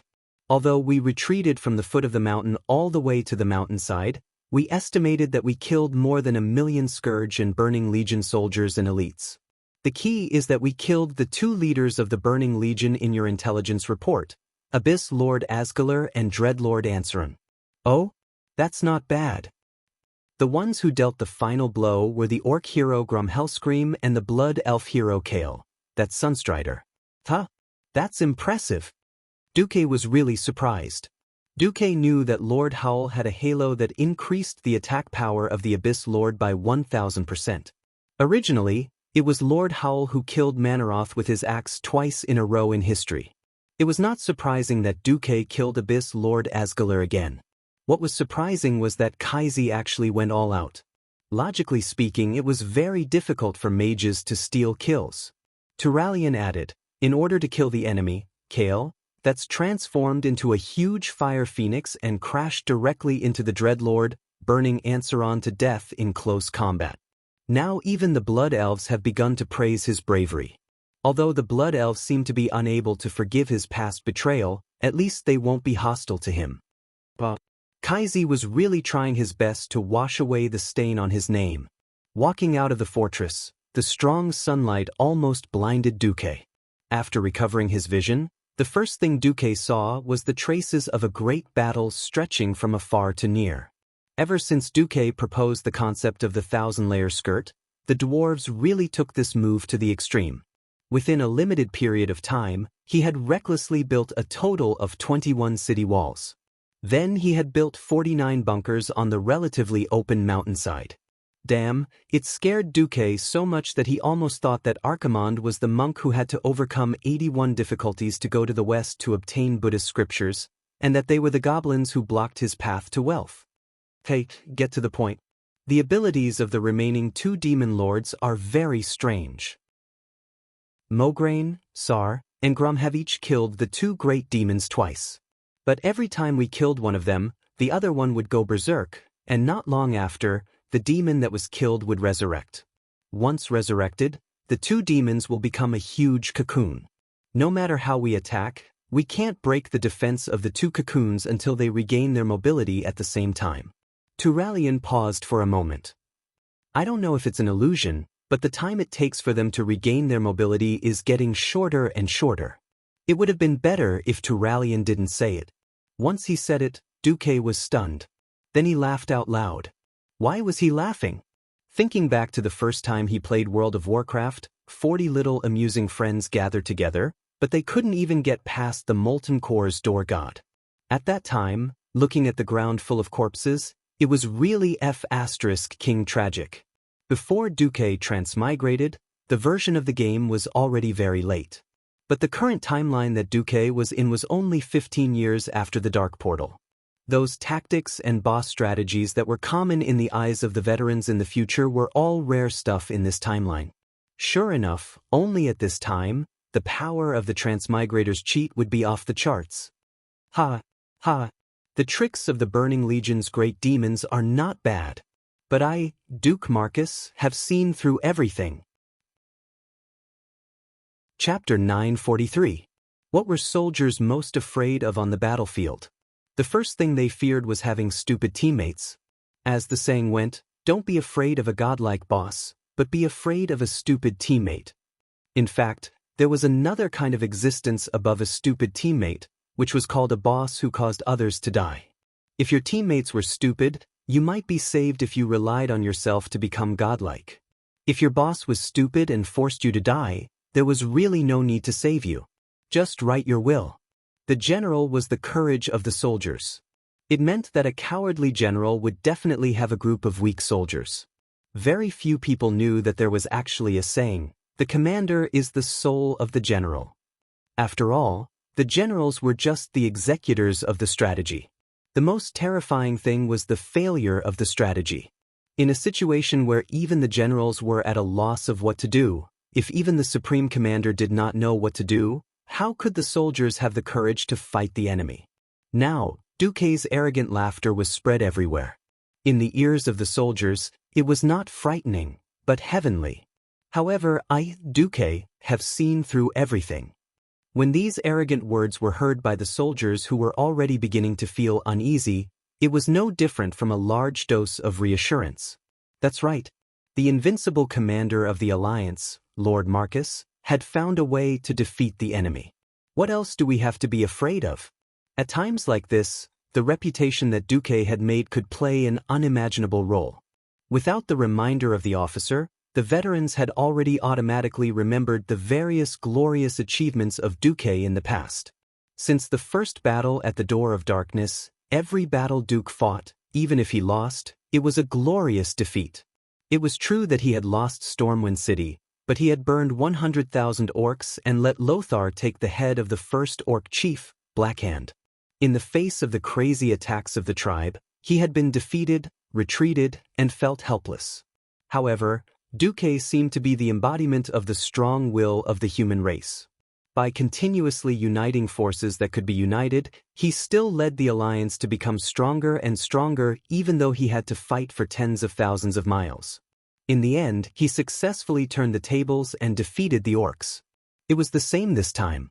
The death of the Calamity army once shrouded most of the sky above the Rotterdam continent.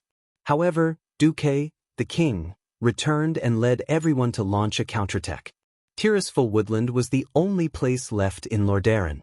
Apart from the Silverpine Forest, which was still filled with werewolves, most of the fallen areas on the Lordaeron continent had been recovered. That's right. That's right.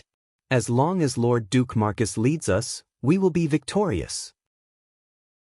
Suddenly, in the distance, a wounded soldier with a broken arm struggled to run over, knelt on one knee in front of Duque, and asked excitedly, "Commander Marcus, have you found a way to win?" Seeing that the bandage on the soldier's shoulder was still bleeding, Duque couldn't help but feel a lump in his throat. "Yes, we'll use the heads of those two demons as tables later." "Thank you, Your Excellency." The soldier kowtowed heavily. Duque's bold words quickly spread. "Will we win in the end?" "I will. We will definitely win. Please take care of yourself, Your Excellency. I would like to have you present me with an award during the victory ceremony." "I will. I definitely will." More and more soldiers gathered around Duque. Even the heavily wounded who couldn't get out of bed sat up with the help of their comrades. Not only the soldiers of the Alliance, but even the warriors of the Horde shouted and raised the weapons in their hands after hearing the translation. Swords and spears were like a forest, and the morale of the army was like a mountain. Thousands of voices were shouting and calling, and then converged into one, turning into a shocking sound wave that went straight into the sky. "Victory! Victory! Victory! Victory! Victory! Victory! Yes, we will definitely win. We have always believed in it."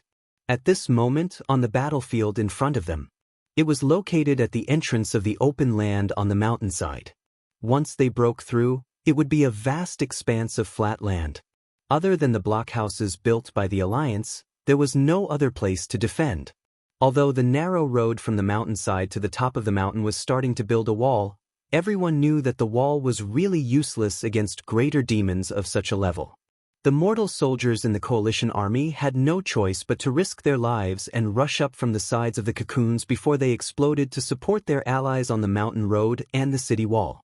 This was to stop the small fries of the Burning Legion and not let them affect the experts of the Alliance to surround and kill these two demon lords.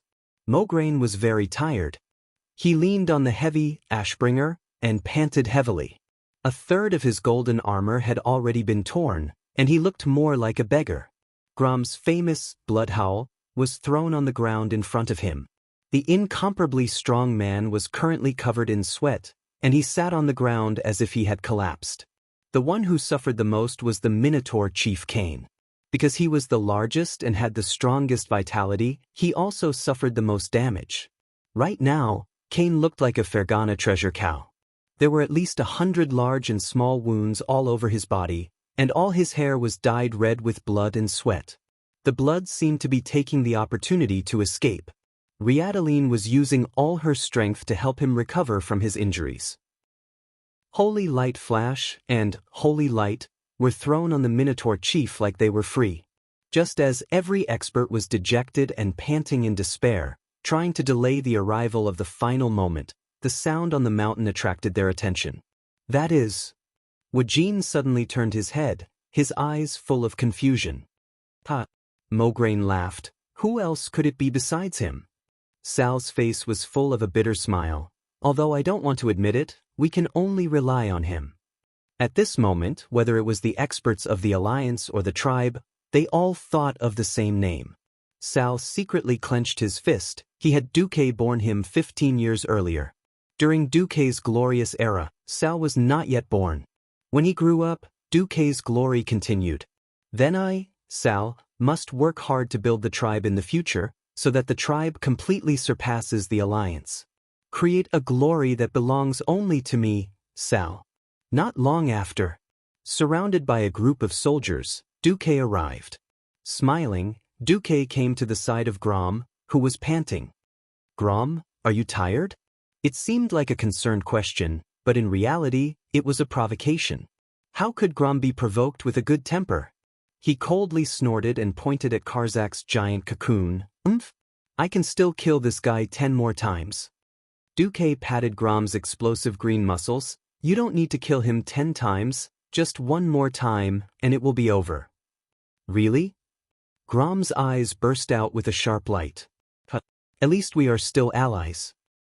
Duque, never lie to my allies. Duque's words were sonorous and powerful. Grom stood up again.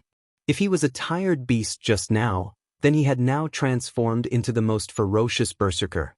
His entire body was filled with a strong desire to fight. Chapter 944. Duke walked from Grom's side to Alessandro's side and lightly knocked on his golden breastplate with his small fist, producing a clear and melodious sound. Duque walked away just like that. Mograine smiled. This was the Duque he knew. They had been comrades for more than 10 years, and even a word of encouragement was unnecessary. That action just now had already said everything. There was no need to say anything, just follow with your weapon. Mograine's body, which was nearing 60 years of age, seemed to be suddenly injected with the strongest vitality.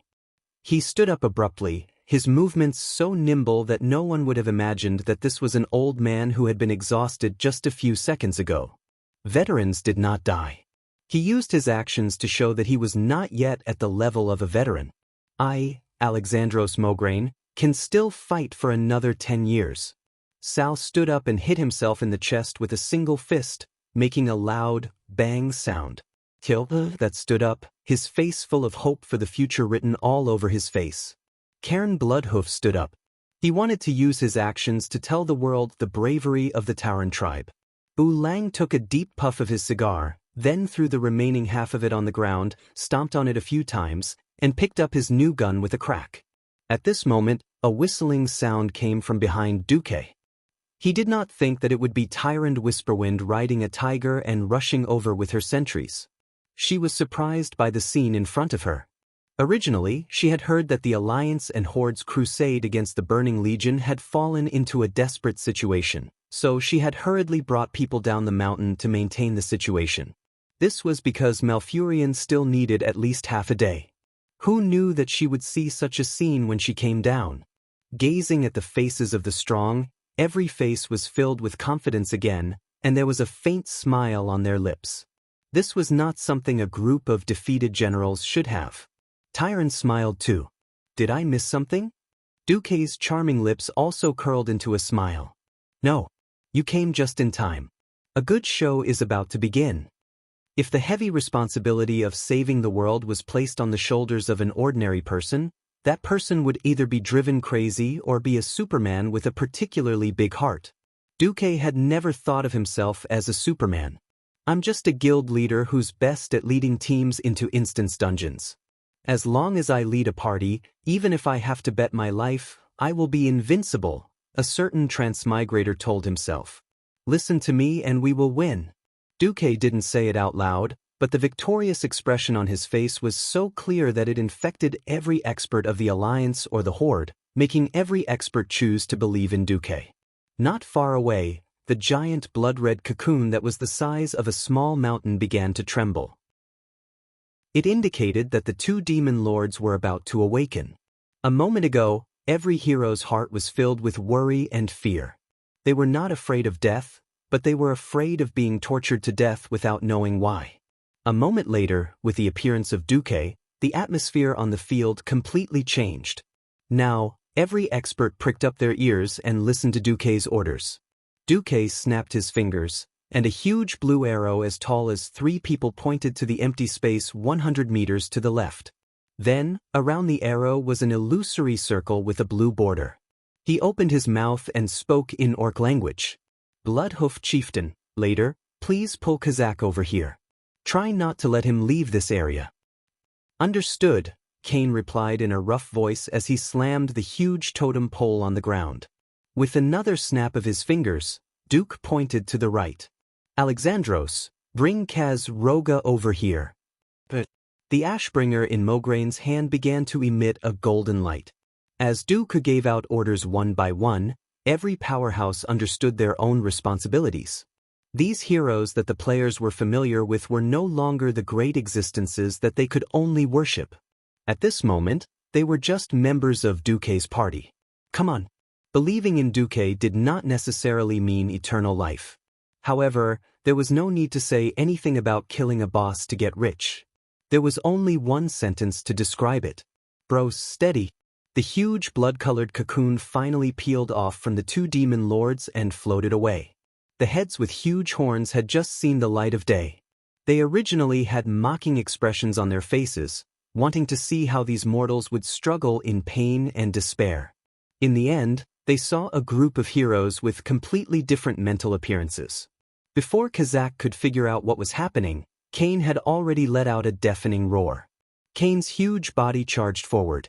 After his huge body, which weighed nearly 2 tons, entered the charge state, even the demon lord found it difficult to resist. Kazak took half a step back with his right leg and turned into a bow stance. He blocked Kane's charge and used his arms to block the totem pole that was suddenly smashing down. He thought that the old bull's attack would stop there, but who knew that he would not be able to cause further damage to Kazak? Kane rushed forward and blocked Kazak's demon horn with his bull's horn. Then, bah! He spat on Kazak's face. Before Kazak's counterattack arrived, he did an ugly but practical roll and rolled away, avoiding Kazak's counterattack. Kane beat his broad chest hard and roared again. There was no need to translate this posture. He was clearly saying, "Come on. Come on. Demon brat. Let's hurt each other." Old Bull's vivid body language ridicule, a performance that transcended the boundaries of race and language, opened the eyes of the powerhouses of the 3 sections. On the other hand, Mograine was simpler and looked much more serious. The power of Ashbringer was condensed into a line, easily crossing a distance of nearly 100 meters, and slashed at Kazak's body. He was seducing this great demon. After so many battles, everyone knew that the most insidious thing about Kaz Roga was his Mark of Kaz Roga. This evil curse that could not be lifted could periodically absorb mana from all heroes within the attack range for 5 seconds. Whoever did not have enough mana would directly detonate that unlucky person's magic circuit. Because of the intelligence, so far, no one had really been detonated. But this thing was disgusting. At least the paladins and mages in the main force of the Alliance relied on mana to survive. This was why everyone was so tired. It was a double overdraft of the spirit and body. 100 meters was the maximum range of this evil mark. If Kazak did not care about Mograine, Mograine did not mind being a long-range attacker and cutting it to death. If Kazak went to kill Mograine, it would be exactly what he wanted. Sure enough, this great demon fell for it. Chapter 945. When the 2 great demons were successfully separated, Duque let out a long sigh of relief. The most disgusting thing about these 2 guys was that they both had imprints that absorbed magic power. It was true that most of the heroes on the side of the 3-faction alliance had a lot of magic power. No matter how much magic power they had, they could not withstand the double burning of magic power from 2 different great demon imprints. Kazroga's imprint was fine. It burned a certain amount of magic power. Kazroga's imprint was crazy. It actually burned a certain percentage of magic power. The imprints of the 2 great demons piled together, and no one died after fighting for 4 rounds. This was actually a miracle. Of course, if it wasn't for the sense of crisis caused by the burning of too much magic power, it wouldn't have evolved into the previous chaotic fight where they killed one first. It was completely conceivable that if Duque did not come out, they would fall into a desperate cycle of endless resurrection of the demons on the opposite side. As long as the first hero died, it would be the beginning of the collapse. Now, it was completely different. The changes brought about by the difference in the details were immediately felt when the first imprint descended 30 seconds after the start of the battle. Those who had magic circuits immediately found that their burden was reduced by more than half. Everyone looked at each other and saw the surprise in each other's eyes. In the previous few battles, because the imprints descended on all the strong people at the same time, no one felt any difference. Now, it was completely different.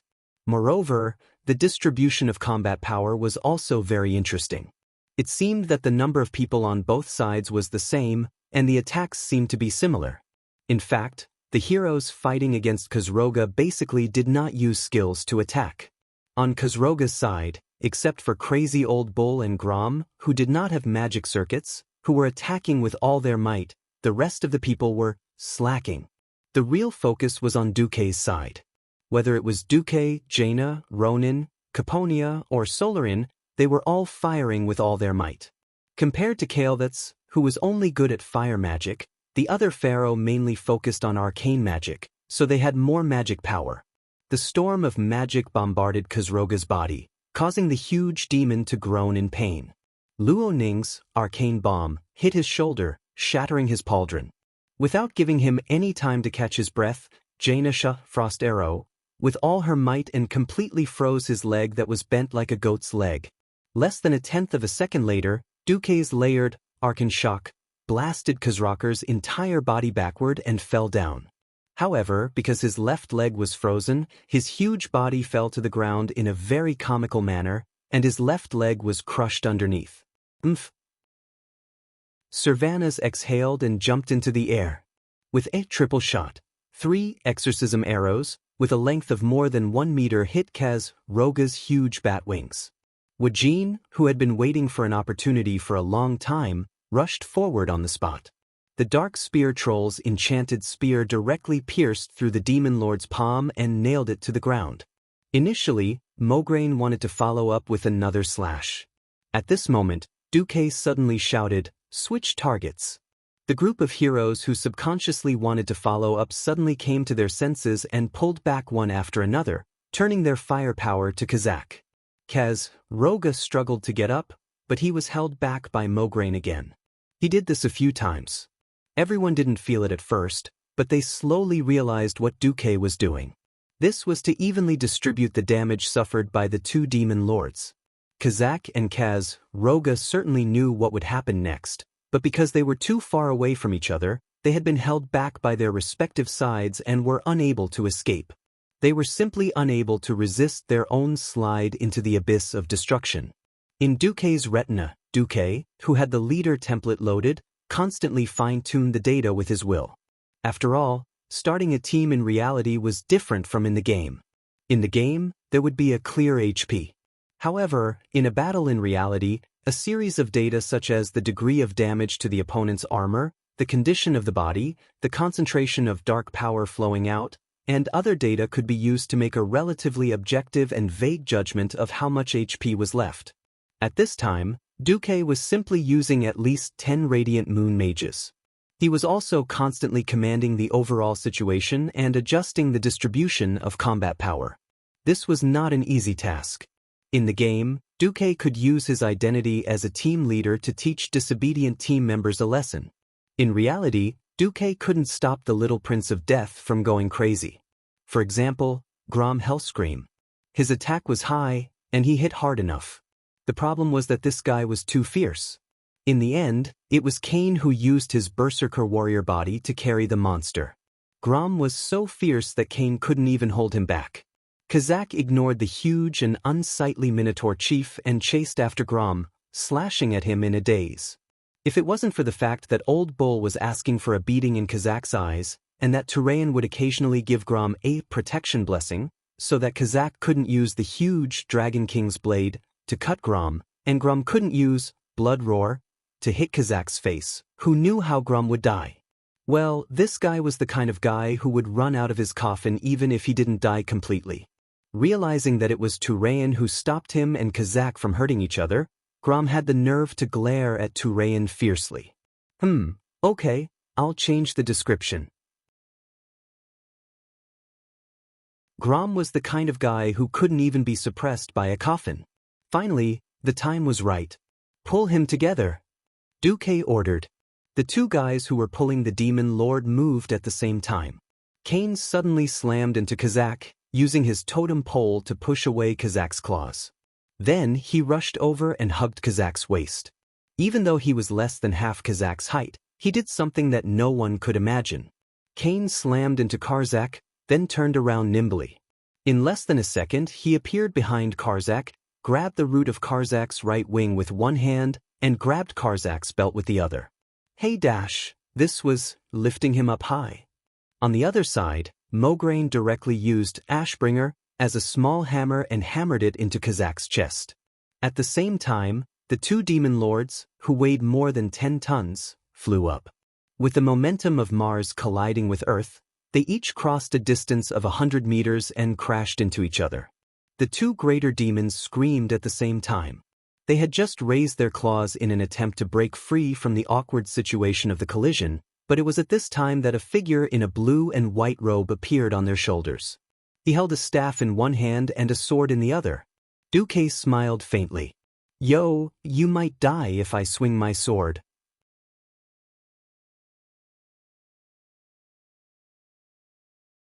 Chapter 946.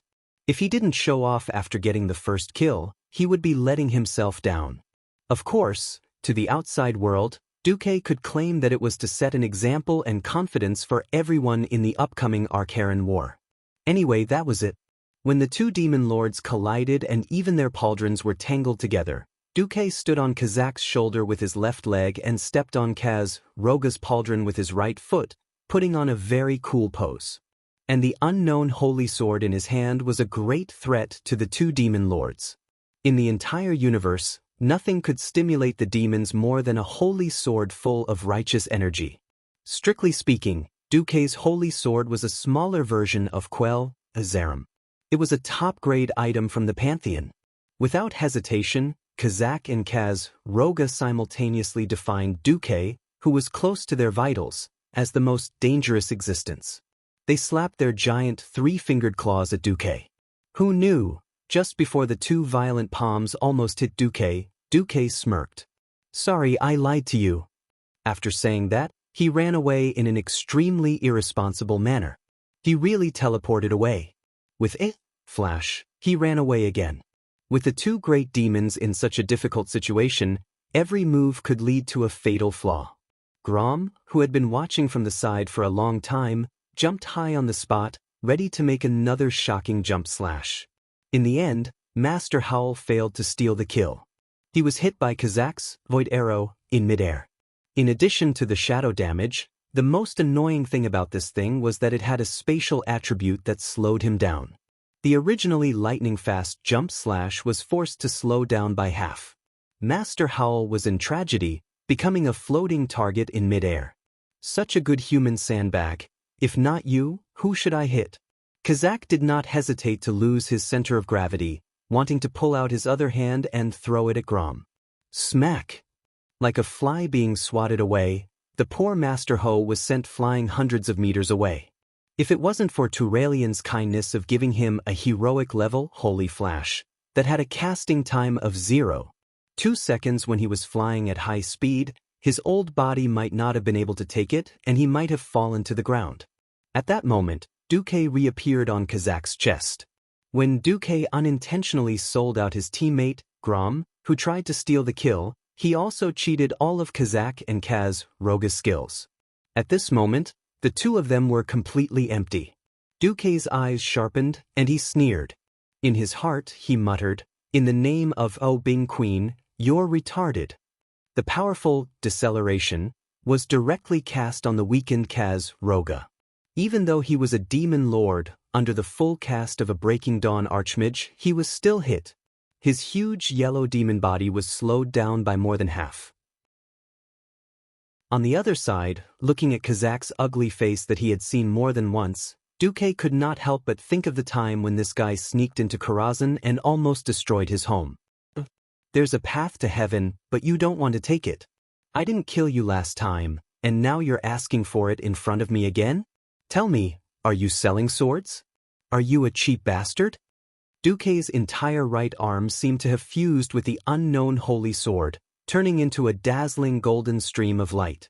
With a light push, it had already crossed several meters of space. Demon Lord Kazak tried his best to tilt his neck back, trying to avoid the sword. Space seemed to be strangely dislocated, and all his efforts were exchanged for a very strange tilt of his head. Kazak was horrified to find that the back of his head had actually touched the back of his neck.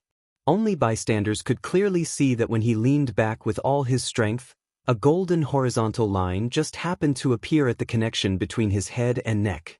The golden line continued to extend backward. A faint shockwave rippled through the air. Only the experts with good eyesight could see that a slender and narrow golden blade of light had swept across the sky just now.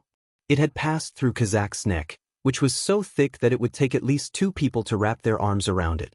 Finally, it had fallen to the ground and carved out a neat horizontal line.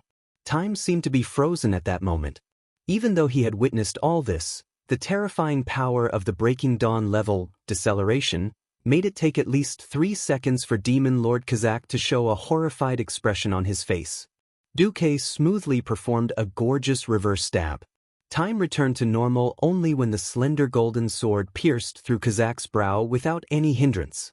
The only thing he could do was to scream for the last time in his life, "New dash!" Under the gazes of thousands of soldiers and the powerhouses of the Alliance tribe, Night Elf, and Night Elf factions, the righteous Duque succeeded in stealing the kill. Looking at Grom Hellroar, who was struggling to get up in the distance, Duque laughed maliciously. "Sorry.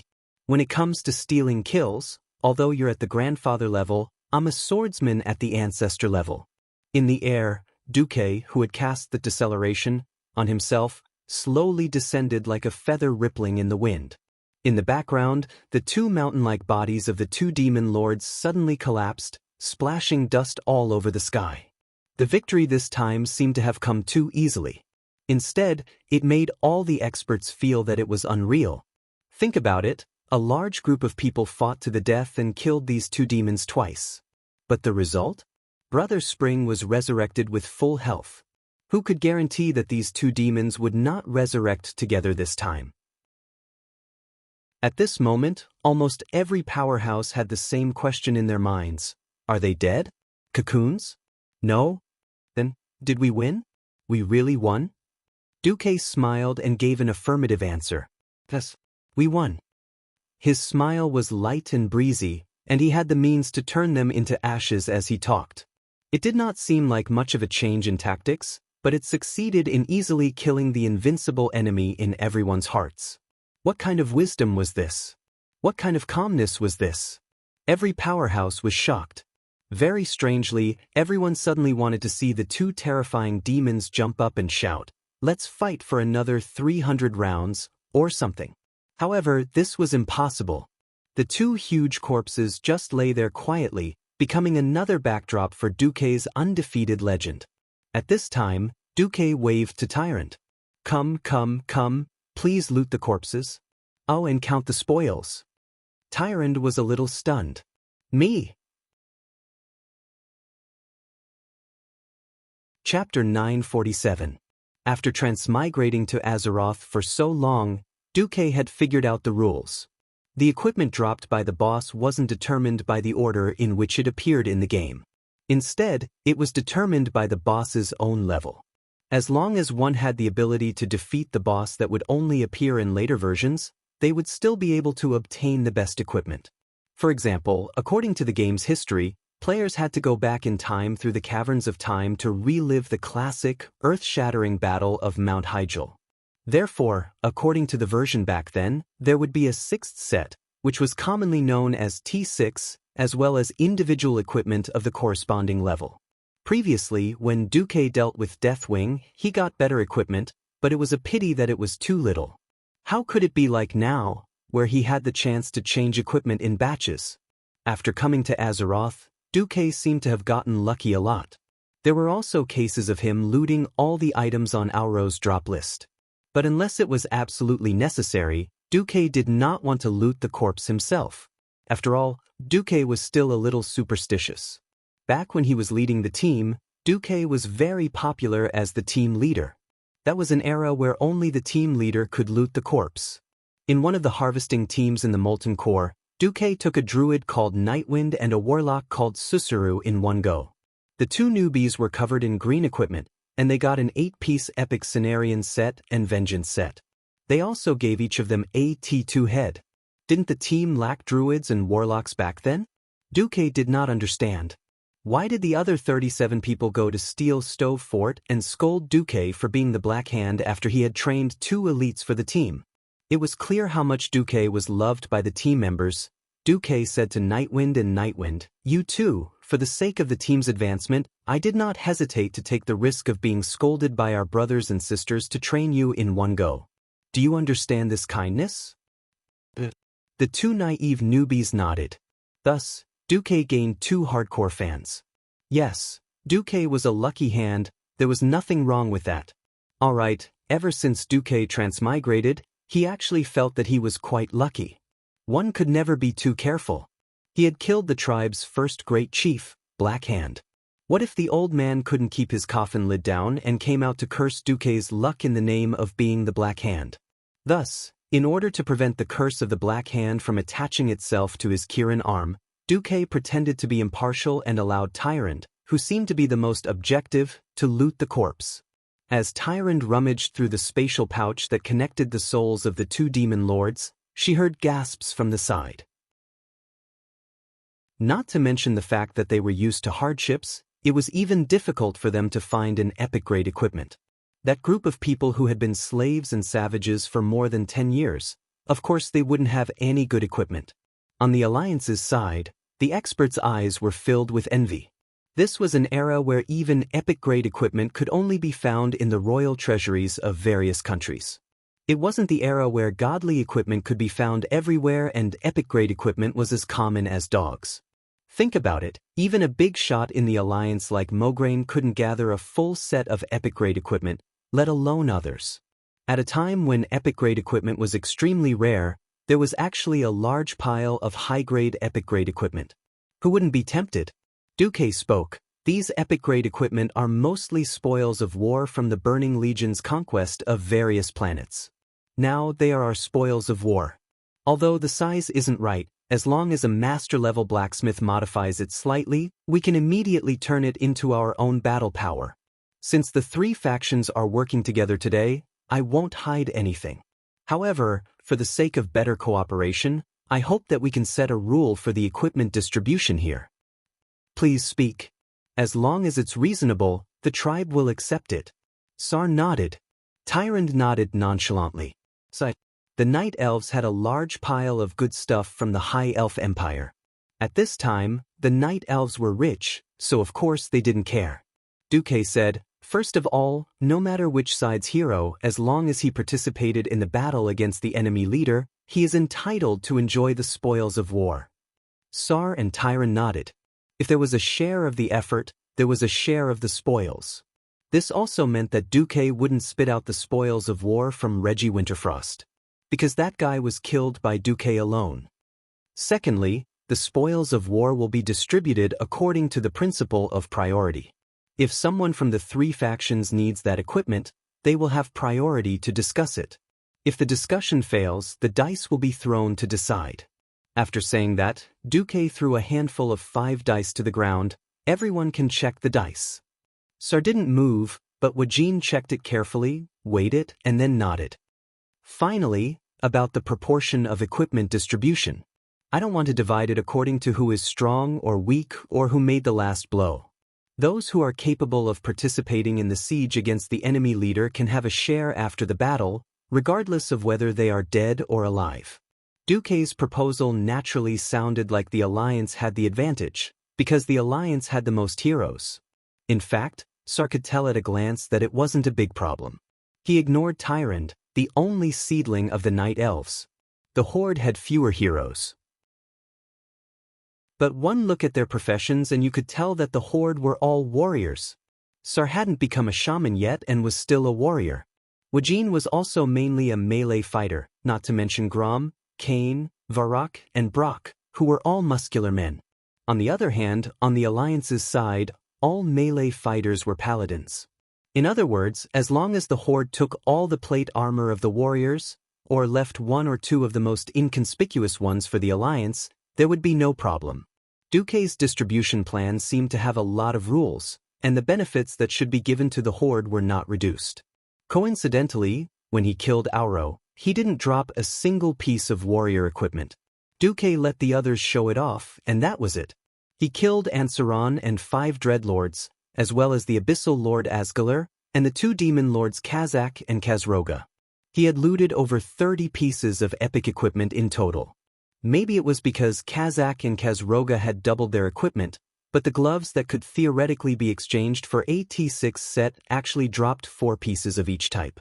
The Horde didn't know what these things, which looked like they were made of scrap metal, were used for. In the end, Duque quietly took all 4 of the Forgotten Guardian gloves, which were used by warriors, hunters, and shamans, and gave them to Queens Sylvie and Lilith, as well as Aurelia and Sasha, who would be returning in the future.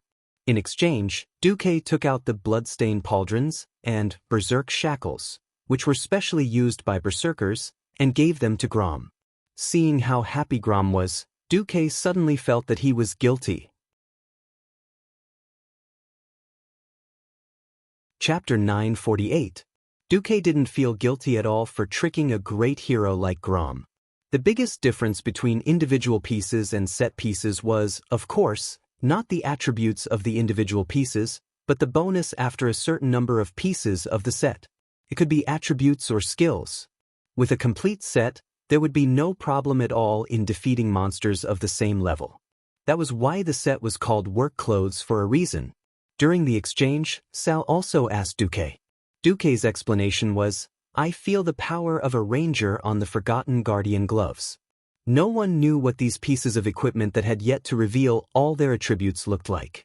"The only reason I'm doing this is because I'm betting on the future." Sal was silent for a long time. The Alliance had the dwarves, the best master craftsmen in Azeroth, as their foundation, so their confidence was completely different. While the Horde was letting the better orc laborers forge bronze, the Alliance was already discussing what brand to use and what strength and toughness to forge the weapons. In particular, the 13 years of human slavery to the orcs had almost completely destroyed the orcs' legacy in the field of forging. Even though he knew that these 4 pairs of gloves were probably better things, Sal had to agree to Duque using 2 pieces of berserker equipment to exchange for the 2 Forgotten Guardian gloves that should have been given to the Horde. Because ready-made equipment could form an immediate combat power. Of course, the more important reason why Sal agreed to the exchange was that Duque had saved Grom's life in the Battle of Manaroth. Compared to the life of the Horde's #1 warrior and the life of a chief who was the core of the Horde, losing a little in terms of equipment wasn't a big deal. That was why in the afternoon, when Duque asked Bu Lang to forge the Forgotten Guardian gloves into Galan Wanderer gloves that could be used by rangers, Sal didn't think much of it.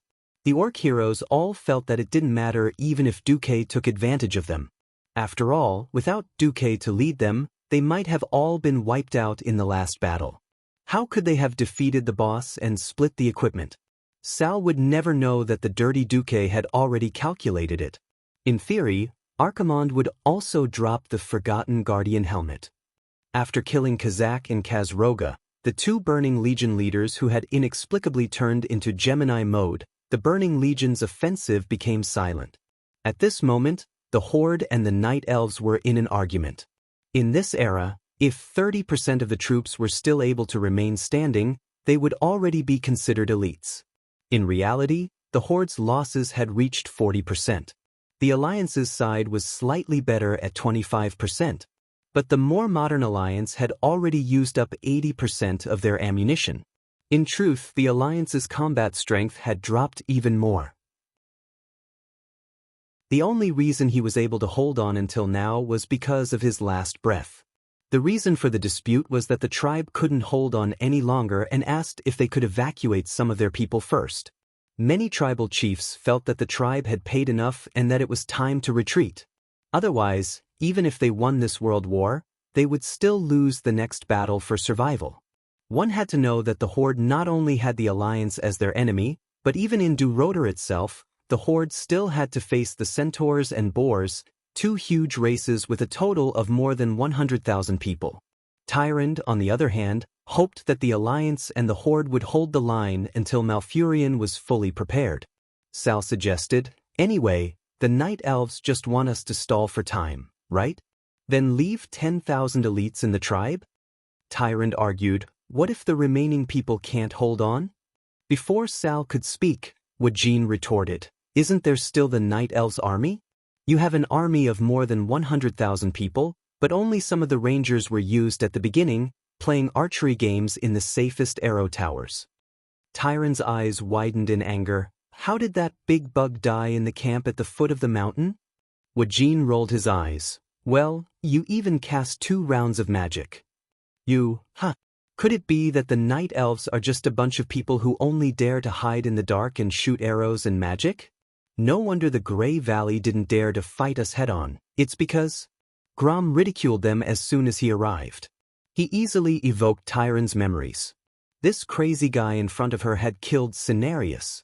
Even if it was only for a short while, Cenarius had returned to the depths of the planet. Tyrande was also furious. "If your tribe thinks that the Burning Legion is more worthy of your loyalty, you can also join them." The beastmen drinking the demon's blood was also considered a great humiliation by the entire new tribe.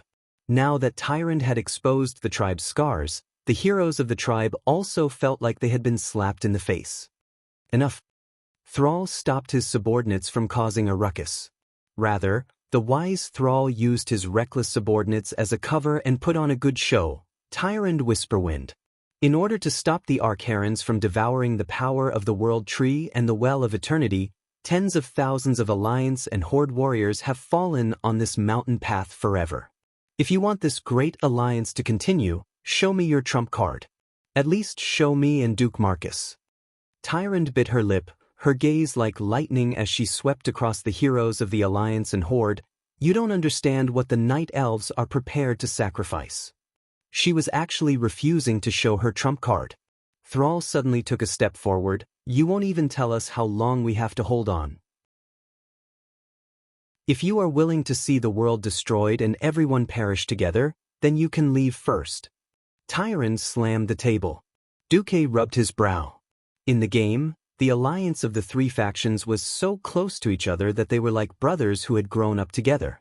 In reality, there was already a huge conflict between the 3 factions. If not for the fact that they had a common enemy, it would have been a miracle for them to be able to work together. However, Duque would not allow the situation to worsen. If he allowed the hot-tempered orcs to continue arguing, everything would only be ruined. "Sal, can you and your chieftains leave for a while? I would like to speak to Sir Whisperwind alone." As soon as Duque said this, most of the orc heroes calmed down. He could ignore other people's face, but not Duke's.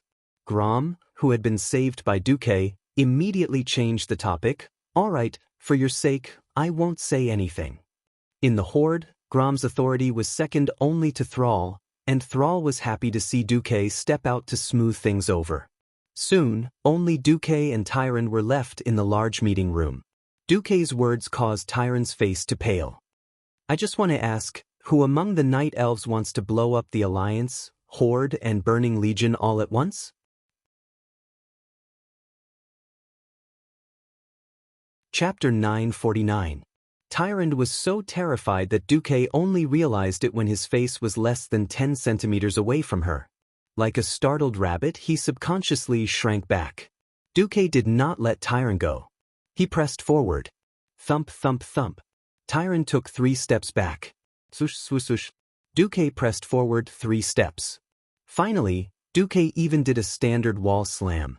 He pressed his left hand against the wall and placed his right hand on his waist, using his aura to suppress Tyrande, who was already leaning against the wall. One person. One elf. Their faces were so close that they could clearly feel each other's breathing. Tyrande was a little embarrassed. "Duke Marcus, you're threatening the High Priest of the Moon Goddess." Duque said shamelessly. "Tyrande Whisperwind, I'll tell you right now that wizards don't believe in gods. Are you trying to betray Azeroth? Don't flatter me. Your words are very good, but they can only fool the rough people in the tribe. It's useless against me. You refuse to tell me where the 100,000 elites of the Night Elves are from the start. Do you really think the scouts of the Alliance are all blind?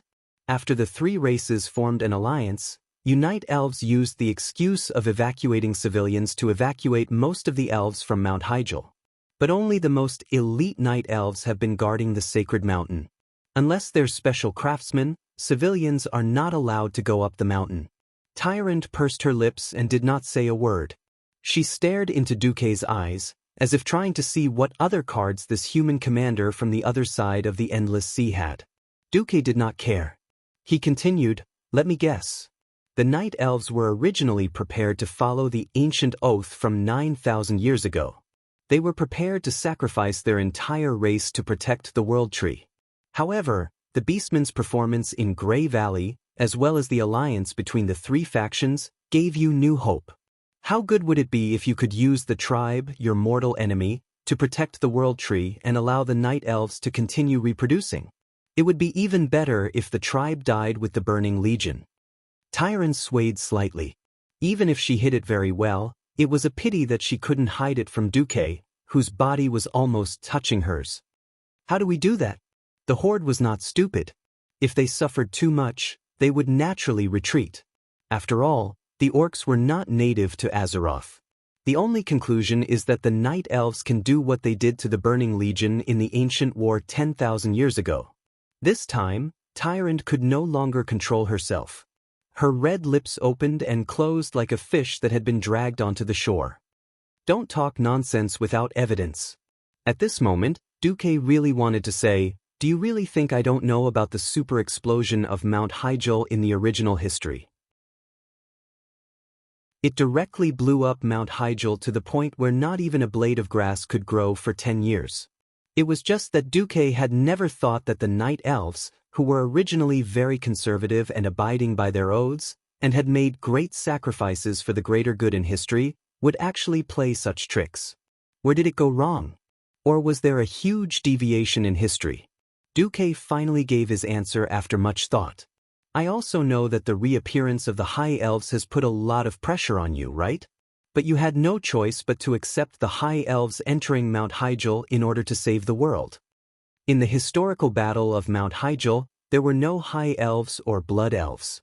Jaina's Theramore soldiers would definitely not have any conflicts with the Night Elves. 8,000 years ago, the Night Elves exiled the High Elves as blasphemers. Who would have thought that Duque would bring Queen Sylvanas Blood Elf Rangers over this time?" This was clearly a slap to the face. When Duque said this, Tyron's eyes were already glistening with tears. However, Duque continued to use his magnetic voice, as if he was speaking to Tyrant, but was actually trying to persuade her. "I think that perhaps our destruction of nature's buildings and cannons, as well as the Horde's incessant cutting of trees, have provoked your druids?" This was another contradiction that could not be resolved. To put it bluntly, the Night Elves were idealistic, while the dwarves and gnomes were materialistic. On one side, they advocated for Greenpeace, while on the other, they engaged in highly polluting industries. It would be a miracle if the druids were happy with the dwarves' cannons. At this time, Duque's words had already caused Tyrant to tremble uncontrollably. Duque made the final blow to Tyrant. "The one who put so much pressure on you and advocated for getting rid of those untrustworthy blasphemers and Cenarius murderer was Fandral Staghelm, wasn't it?" This sentence was definitely a fatal blow. Tyrant's mouth twitched for a long time before she finally broke down and said, "I'm sorry. I'm sorry. I've never thought of harming an ally. I really didn't think." Tyrant, who had supported the Night Elves for 10,000 years with her head and shoulders lowered, looked no different from a weak human girl at this moment. The only difference was that even though tears were already welling up in her eyes, she still did not cry. "But when I think about the huge sacrifices we Night Elves are about to make, we have a cruel new neighbor and an alliance that has accepted our exiles watching from the sidelines. I can't calm down." Tyrant suddenly straightened her back, puffing out her chest and sucking in her stomach. From her bones, every movement she made exuded an awe-inspiring righteousness. Duque couldn't help but loosen his grip on the wall and take half a step back. All right, Your Excellency Duke Marcus, I'll answer your questions one by one. Your conjecture is only half right. But the explosion plan you mentioned does indeed exist. In the ancient war, the powerful guardian dragons were unable to stop the invasion of the Burning Legion. Why should we believe that you mere mortals can stop the footsteps of the demons? Even if the demons have been weakened by magic formations. The power of the explosion is directly proportional to the number of souls sacrificed by the Night Elves. 100,000 elites were prepared to sacrifice themselves to protect this beautiful world. But how could we bear to see our remaining clansmen being bullied by cruel tribes after their sacrifice? How could we bear to see our beautiful forests being destroyed by wanton felling of trees? So, dare I ask, isn't it too much to plan for the worst-case scenario? Furthermore, I haven't agreed to carry out Fandral Staghelm's plan. At this moment, Duque suddenly understood the true intentions of the Night Elves. They were kinder than he had imagined. Chapter 950. Archdruid Fandral Staghelm was an ancient night elf with a reputation that spread far and wide. He was already a prominent member of the Cenarian Circle when he was young. Staghelm's tall stature and fiery temper made him a difficult and powerful druid in the eyes of the world. He often talked back to his master because of that, but Malfurion named him as one of the most talented students among all of his students. Similarly, Fandral was a representative of the radical faction in the Cenarian Circle. Under Duque's probing interrogation, Tyrant had no choice but to confess. This time, the power of the radical faction had affected the strategy that Tyrant and Malfurion had decided on. Although Tyrant had used a lot of modifiers and changed parts of the content to cover up Fandral Staghelm's radical words, her efforts did not escape the detection of the System Elf. The incredibly arrogant System Elf even had a function similar to a lie detector. Based on Tyrant's heartbeat, speech speed, tone of voice, dilation of pupils and other objective data, as well as the slang of the High Elves' Salis language, it was able to make a reverse inference. After all, as a branch of the Darnassus language of the Night Elves, Salis and many things were similar to Darnassus. Of course, in the eyes of the proud High Elves and Blood Elves, mixing Salis and Darnassus together was an abnormally foolish and impudent move. Tyrant would never have dreamed that a young man like Duque, who looked to be in his 20s, would actually understand Darnassus and be proficient in the illusions within it. Just like that, no matter how Tyrant tried to hide it, the System Elf was able to reproduce Fandral's original words. Those incompetent beastmen only know how to kill our brethren and burn our forests. The first wave of attacks from the enemy caused them to lose the camp that they had cut down tens of thousands of century-old trees to build. I really don't understand why Tyrant Whisperwind would choose to trust those cruel green-skinned beasts. Is it because she believes in a so-called prophet who has been resurrected? O God of nature, we can't even be sure if Medivh is still serving the Burning Legion. What we can be sure of is that it was the weak Medivh who personally opened the Dark Portal and started the calamity of destruction. Alliance? The humans who seem to have crossed the sea to help us are good helpers? This is great. They even grandly brought along those who called themselves Sindorii, but were actually blasphemers who called themselves Dorii. He still remembered that their abuse of arcane magic led to the invasion of the Burning Legion and the collapse of ancient Kalandor. Countless night elves were massacred by the demons. Therefore, as early as 8,000 years ago, using arcane magic was already a crime punishable by death. We don't need reinforcements. Instead of trusting the greenskins who so recently raised their blades against our brethren, murdered Cenarius, and destroyed our forests, it's better to use our own power to guard Mount Hyjal from the beginning than to trust those alliances that abuse magic like Dorii. The Alliance and the Horde are willing to protect Mount Hyjal together? Very well, if they really wanted to, they could set up a formation near the foot of the mountain. It didn't matter if they died fighting for the world or if they once again joined the Burning Legion. None of this will affect our defense plan. In the worst-case scenario, when they become traitors to Azeroth, we can activate the ultimate plan and completely destroy them along with the demons.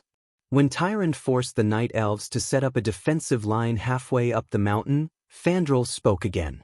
I don't believe in their will to fight.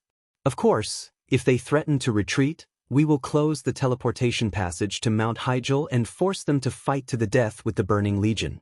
This way, whether they fight to the death with the Burning Legion or become the minions of the demons in the end, it makes no difference to us Night Elves. When the system repeated Fandral's words, Duque felt as if he was forced to eat a slime monster like it was jelly. It was disgusting. Damn it, I've been with the humans for too long. I actually forgot that Fandral was so protective of his people that he went crazy. In the end, he completely fell into depravity and kept courting death. At this moment, Duque had the urge to kill Fandral Staghelm at all costs. Duque shouted domineeringly in his own spiritual world, System Elf, add the name of Fandral Staghelm to the first place on my private black book that has been passed down from generation to generation. Remind me once every first of the month. Although you don't have any black book that has been passed down from generation to generation, it's not bad. Understood. Record. Categorize. Complete the reminders on time. The System Elf replied. The only fortunate thing was that Tyron still had the final say among the Night Elves. Tyron took a deep breath. I apologize to the Alliance for the radicals among the Night Elves.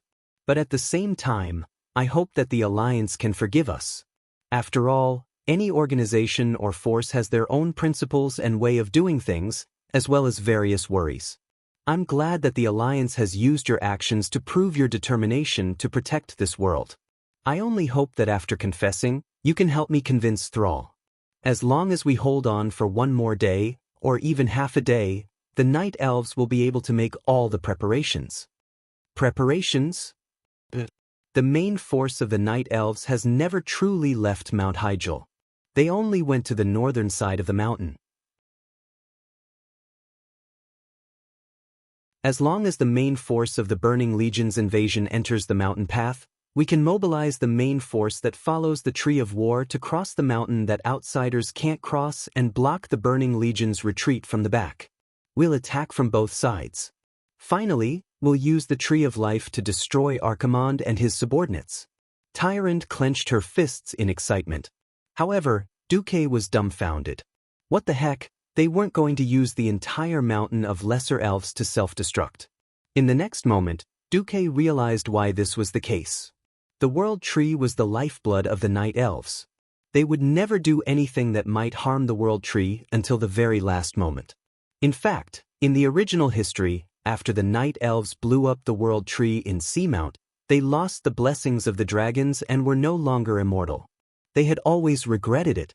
The most obvious example was when Fandral planted the second World Tree, Nordrassil, in Darnassus. However, Duque had thought that the Night Elves were going to self-destruct all the lesser elves. In the end, the misunderstanding was huge. However, Duque remembered clearly that there was no such thing as deterring the army from the back in the original history. After killing the fourth boss, Kez, Roga, Tyrant directly became a bystander. After giving the players a kill you 3,000 card parachute, she let the bitter players fight with Archimonde.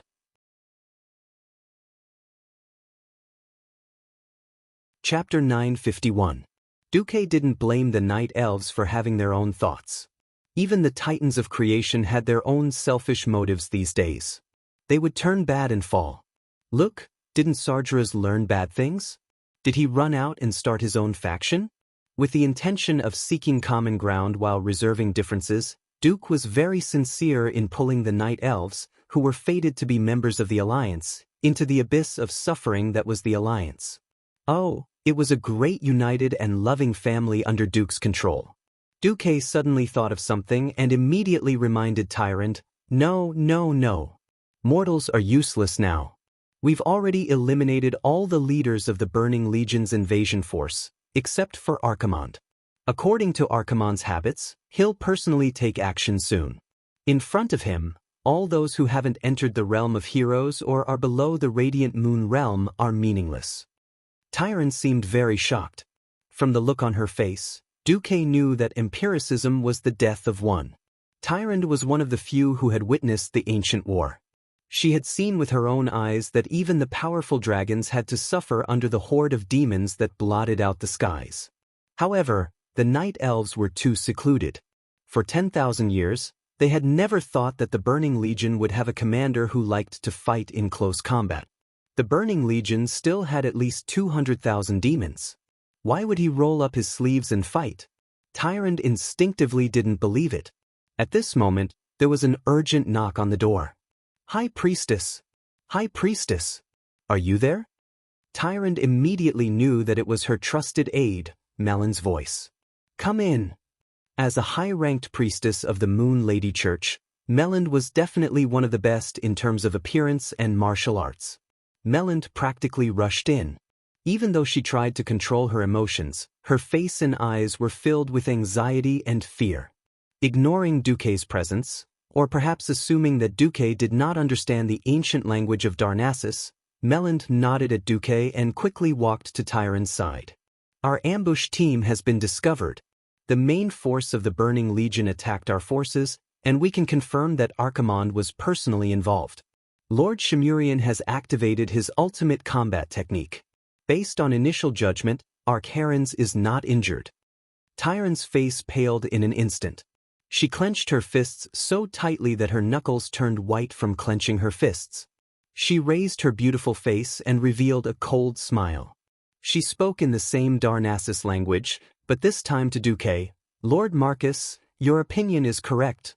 The fighting power of mortals is meaningless. Melander jumped in fright.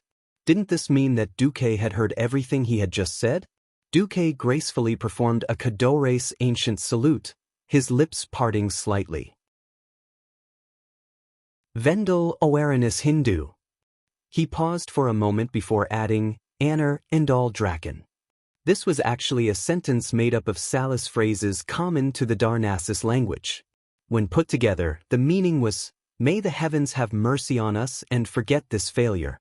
May we have the courage of a dragon to face new challenges. Duque's words were gentle and kind, filled with wisdom and determination to fight against evil. For a moment, the two priests almost thought that they were facing the wise demigod Cenarius instead of a young human. Tyrant and Melon crossed their arms in front of their chests and placed their fingers on their shoulders.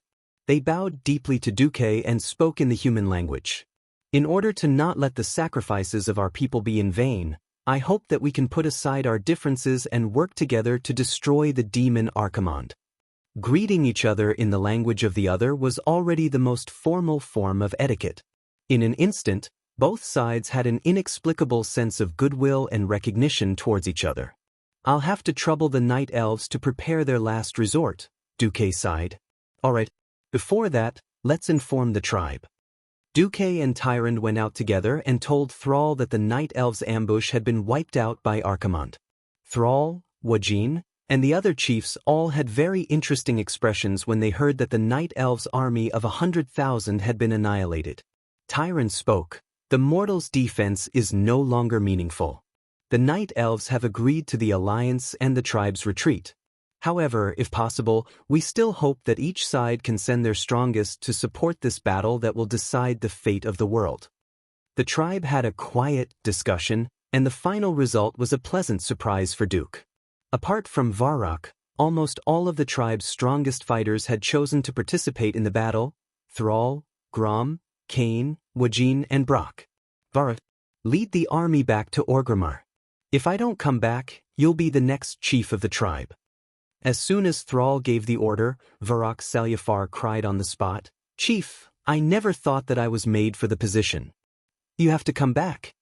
On the other side, Kane was also instructing his deputy, if I die, let Bane be the chief. The Alliance's side was even more so. The group of strong fighters who had come here were prepared to fight to the end. Those who should stay were all on the Eastern Kingdom's mainland.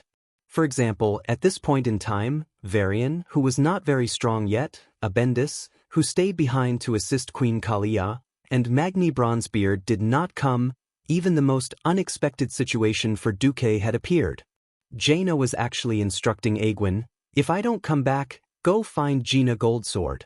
I think she might have a child with my father. If not, he or she is the next king of Kul Tiras. If not, just make one up. Anyway, the legacy of cultivators cannot be broken.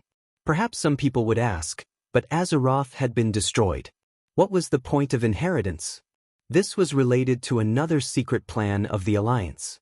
Before Duque brought the large army to Mount Hyjal, he had announced that if they lost, he hoped that the remaining kings and leaders would lead all the survivors to open the Dark Portal again and find a way to find a new planet. At the very least, they could let the people take refuge in Draenor first. It was precisely because of this that the countries could send their strongest fighters to participate in the war without any scruples. The sun was setting. The army retreated from the portal like a tide. The tribe returned directly to Durotor. The Alliance soldiers teleported to Theramore. At this time, the strong fighters of the three sects had already gathered around Duque. Queen Sylvie smiled. Duque, did you foresee this outcome? If everything could be done with foresight, then the so-called life is just thousands of boring journeys dominated by fate. To put it bluntly, there are countless paths in fate, and there is no absolute right or wrong. As long as it is my own choice, I will not regret it.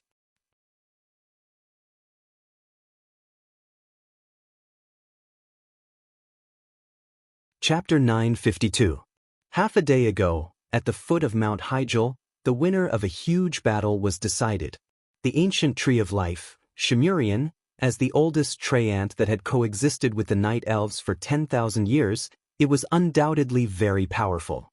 It was a pity that its opponent was Archimonde, the commander of the Burning Legion. Be it in terms of size, strength, or magic, Shimurian did not have an advantage at all.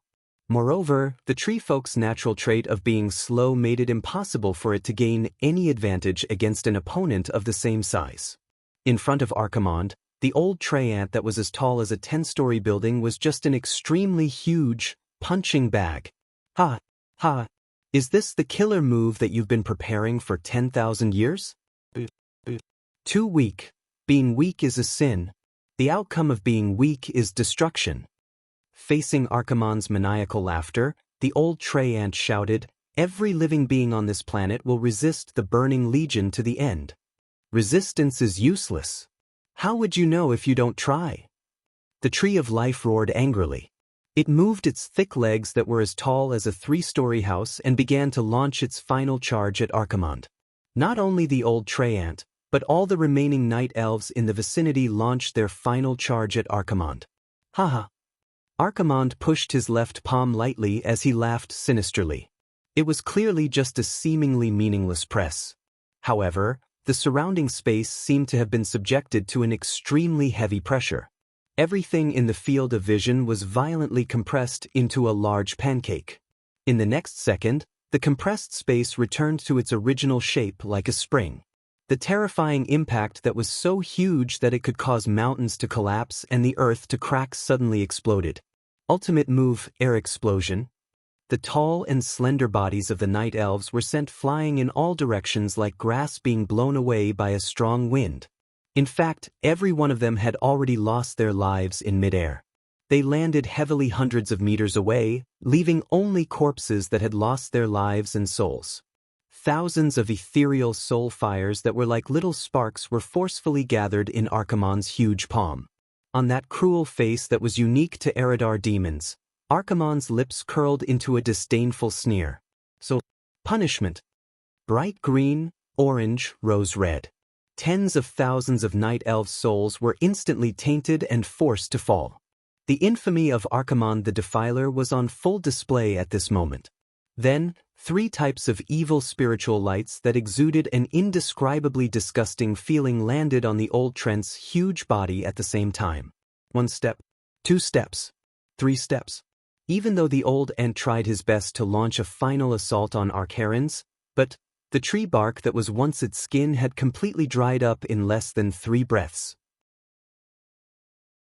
Pieces of tree bark fell off by themselves and were blown away by the strong wind like sand on the ground. Its thick limbs continuously emitted high-frequency explosive sounds. Its rapidly decaying joints could no longer support the unimaginable weight of mortals. Its limbs, which used to be a single entity, were almost broken. The old treant that had protected the night elves for more than 10,000 years finally couldn't hold on any longer. It didn't even have the chance to let out a final wail before its huge body exploded on the spot, turning into thousands of pieces that fell to the ground. Its huge body that was 10 stories tall instantly turned the flat ground at the foot of the mountain into a small hill made of wood. It was hard to imagine that just a moment ago, that should have been one of the cornerstones of the night elves, the ancient tree of life. Archimonde had single-handedly destroyed an army of 100,000 night elves, as well as killed the ancient tree of life, Shimurian. This was being played in the war conference room on Mount Hyjal. As expected, modern arcane magic still has its merits. Tyrant couldn't help but secretly rejoice that she hadn't listened to Fandral and tricked the Alliance and the Horde. Instead, she had first reached an agreement with Duque. When this video that even the night elves couldn't get their hands on was played 3 times by Duque, Thrall realized that his right hand was trembling slightly. This had nothing to do with courage, but was purely the most objective and straightforward reaction of his body and soul. In fact, it wasn't just him. Even Grom, a superhero who had killed 2 Lords of the Abyss, had shock and awe written all over his face. Everyone was probably asking themselves, do I really have a chance of winning against such a terrifying existence that only took an hour to destroy an army of 100,000? Think about it. Even the brave and fearless Horde hero had fallen silent, let alone the other powerhouses. But soon, the 2 heroes from the Horde and the Night Elves realized that the atmosphere wasn't right. On the Alliance's side, they were shocked, but that was all. Most of the powerhouses of the Alliance didn't have the slightest bit of disappointment or fear on their faces. Instead, they looked eager and excited. Following the line of sight of the powerhouses of the Alliance, the others suddenly realized that the focus of their gazes was on Duque. Queen Sylvanas sat by the window, feeling the chilly wind blowing in from outside. She didn't seem to care about Archimonde's strength at all in the face of the great enemy. She leaned against the window with her left hand and placed her right hand on her waist. With a rather lazy voice, she said, "Duque, don't scare them anymore. Just say what you've discovered." Mograine also smiled. "I've learned to analyze the enemy's situation and predict the enemy's methods and movements for more than a decade, but I still feel that I'm far from you, Duque." "Please speak, Duque." "For the victory of Azeroth," Sar said in a low, muffled voice. Duque didn't argue any further. He directly extracted the most crucial frozen image of the magic mirror. "Everyone, please look at these images. These are the summary of Archimonde's combat power from when he descended on the Dalajan and half a day ago. I don't know if my summary is correct, but if you encounter similar situations in the upcoming battles, you might as well use my opinion as your first reference. First of all, this fire, I'll temporarily name it Fire of Destruction. About every 30 seconds, Archimonde will create a fierce fireball.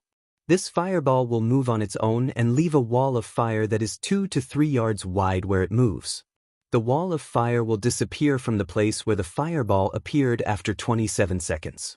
I've calculated a total of 18 cases, and each time, the flames will only last for 27 seconds. No more and no less. Then I'll name this Soul Charge. Duque seriously memorized Archimonde's strategy. He had to thank the strategy team back then for summarizing the old Archimonde's skills in such detail. Before seeing any new skills, Duque directly copied the strategy. But in the eyes of the powerhouses of the 3 sects, Duque was a god.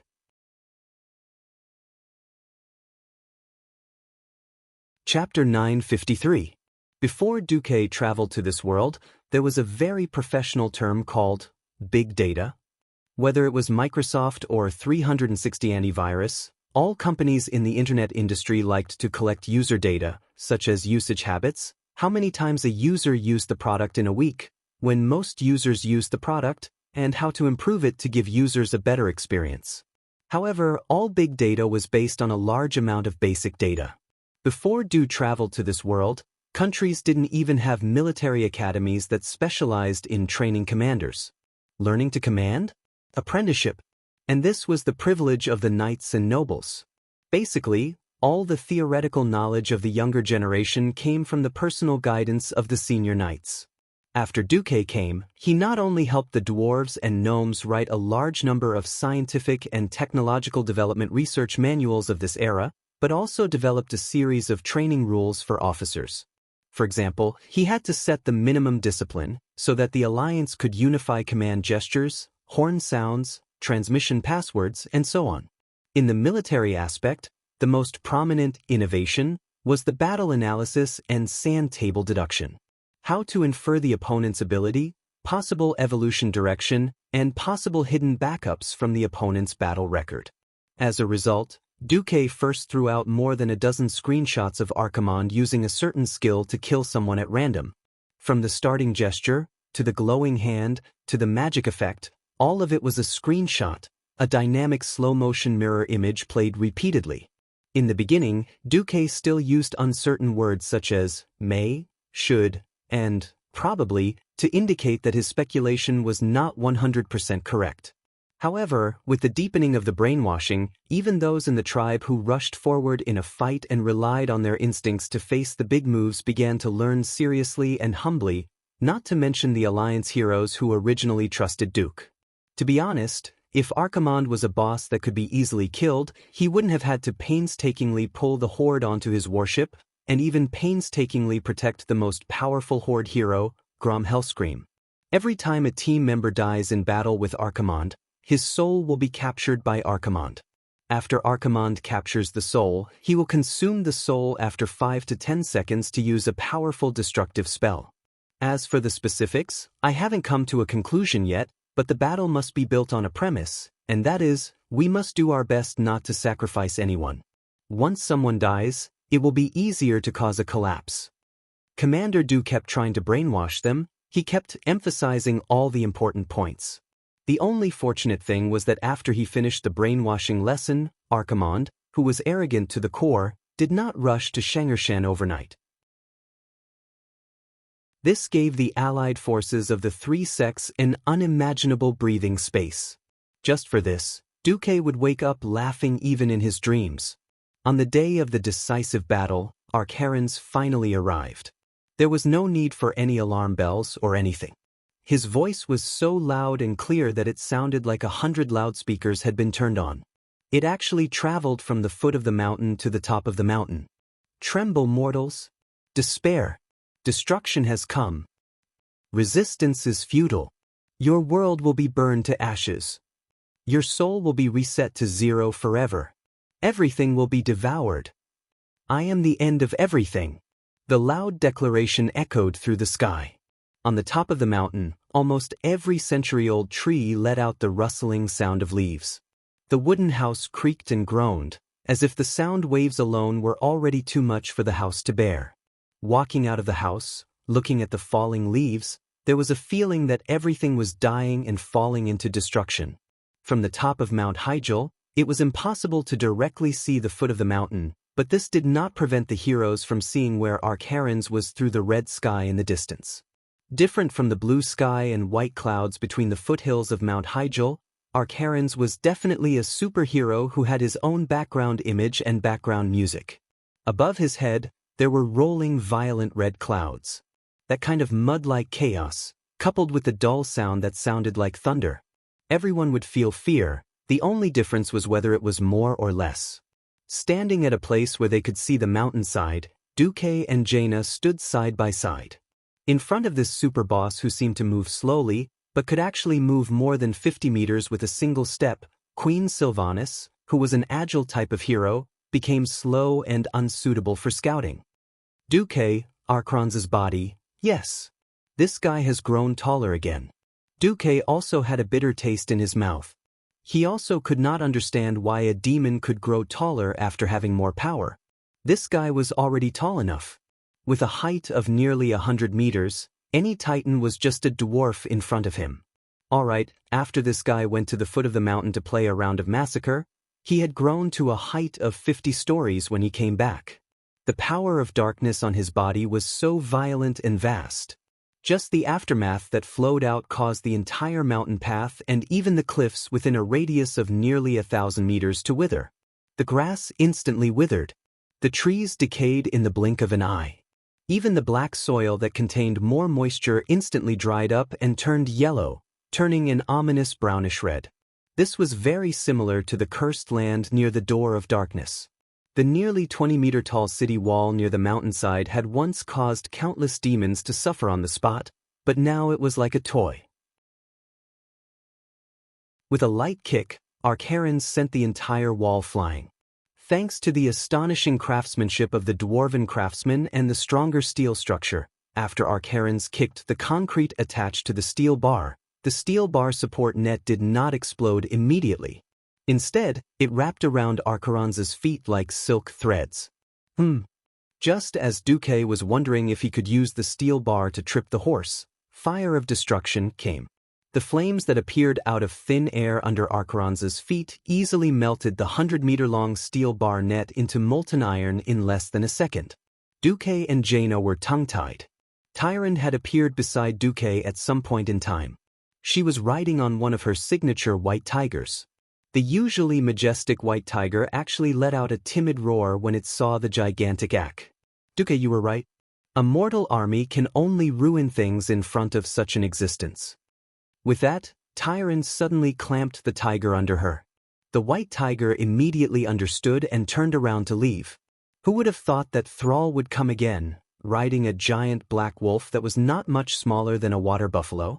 Duque, thank you. At least you didn't let the good men of the tribe die in vain. You're tuning in to the Wang Lin's Journey YouTube channel. Don't forget to subscribe and join us on this journey to catch the most captivating stories.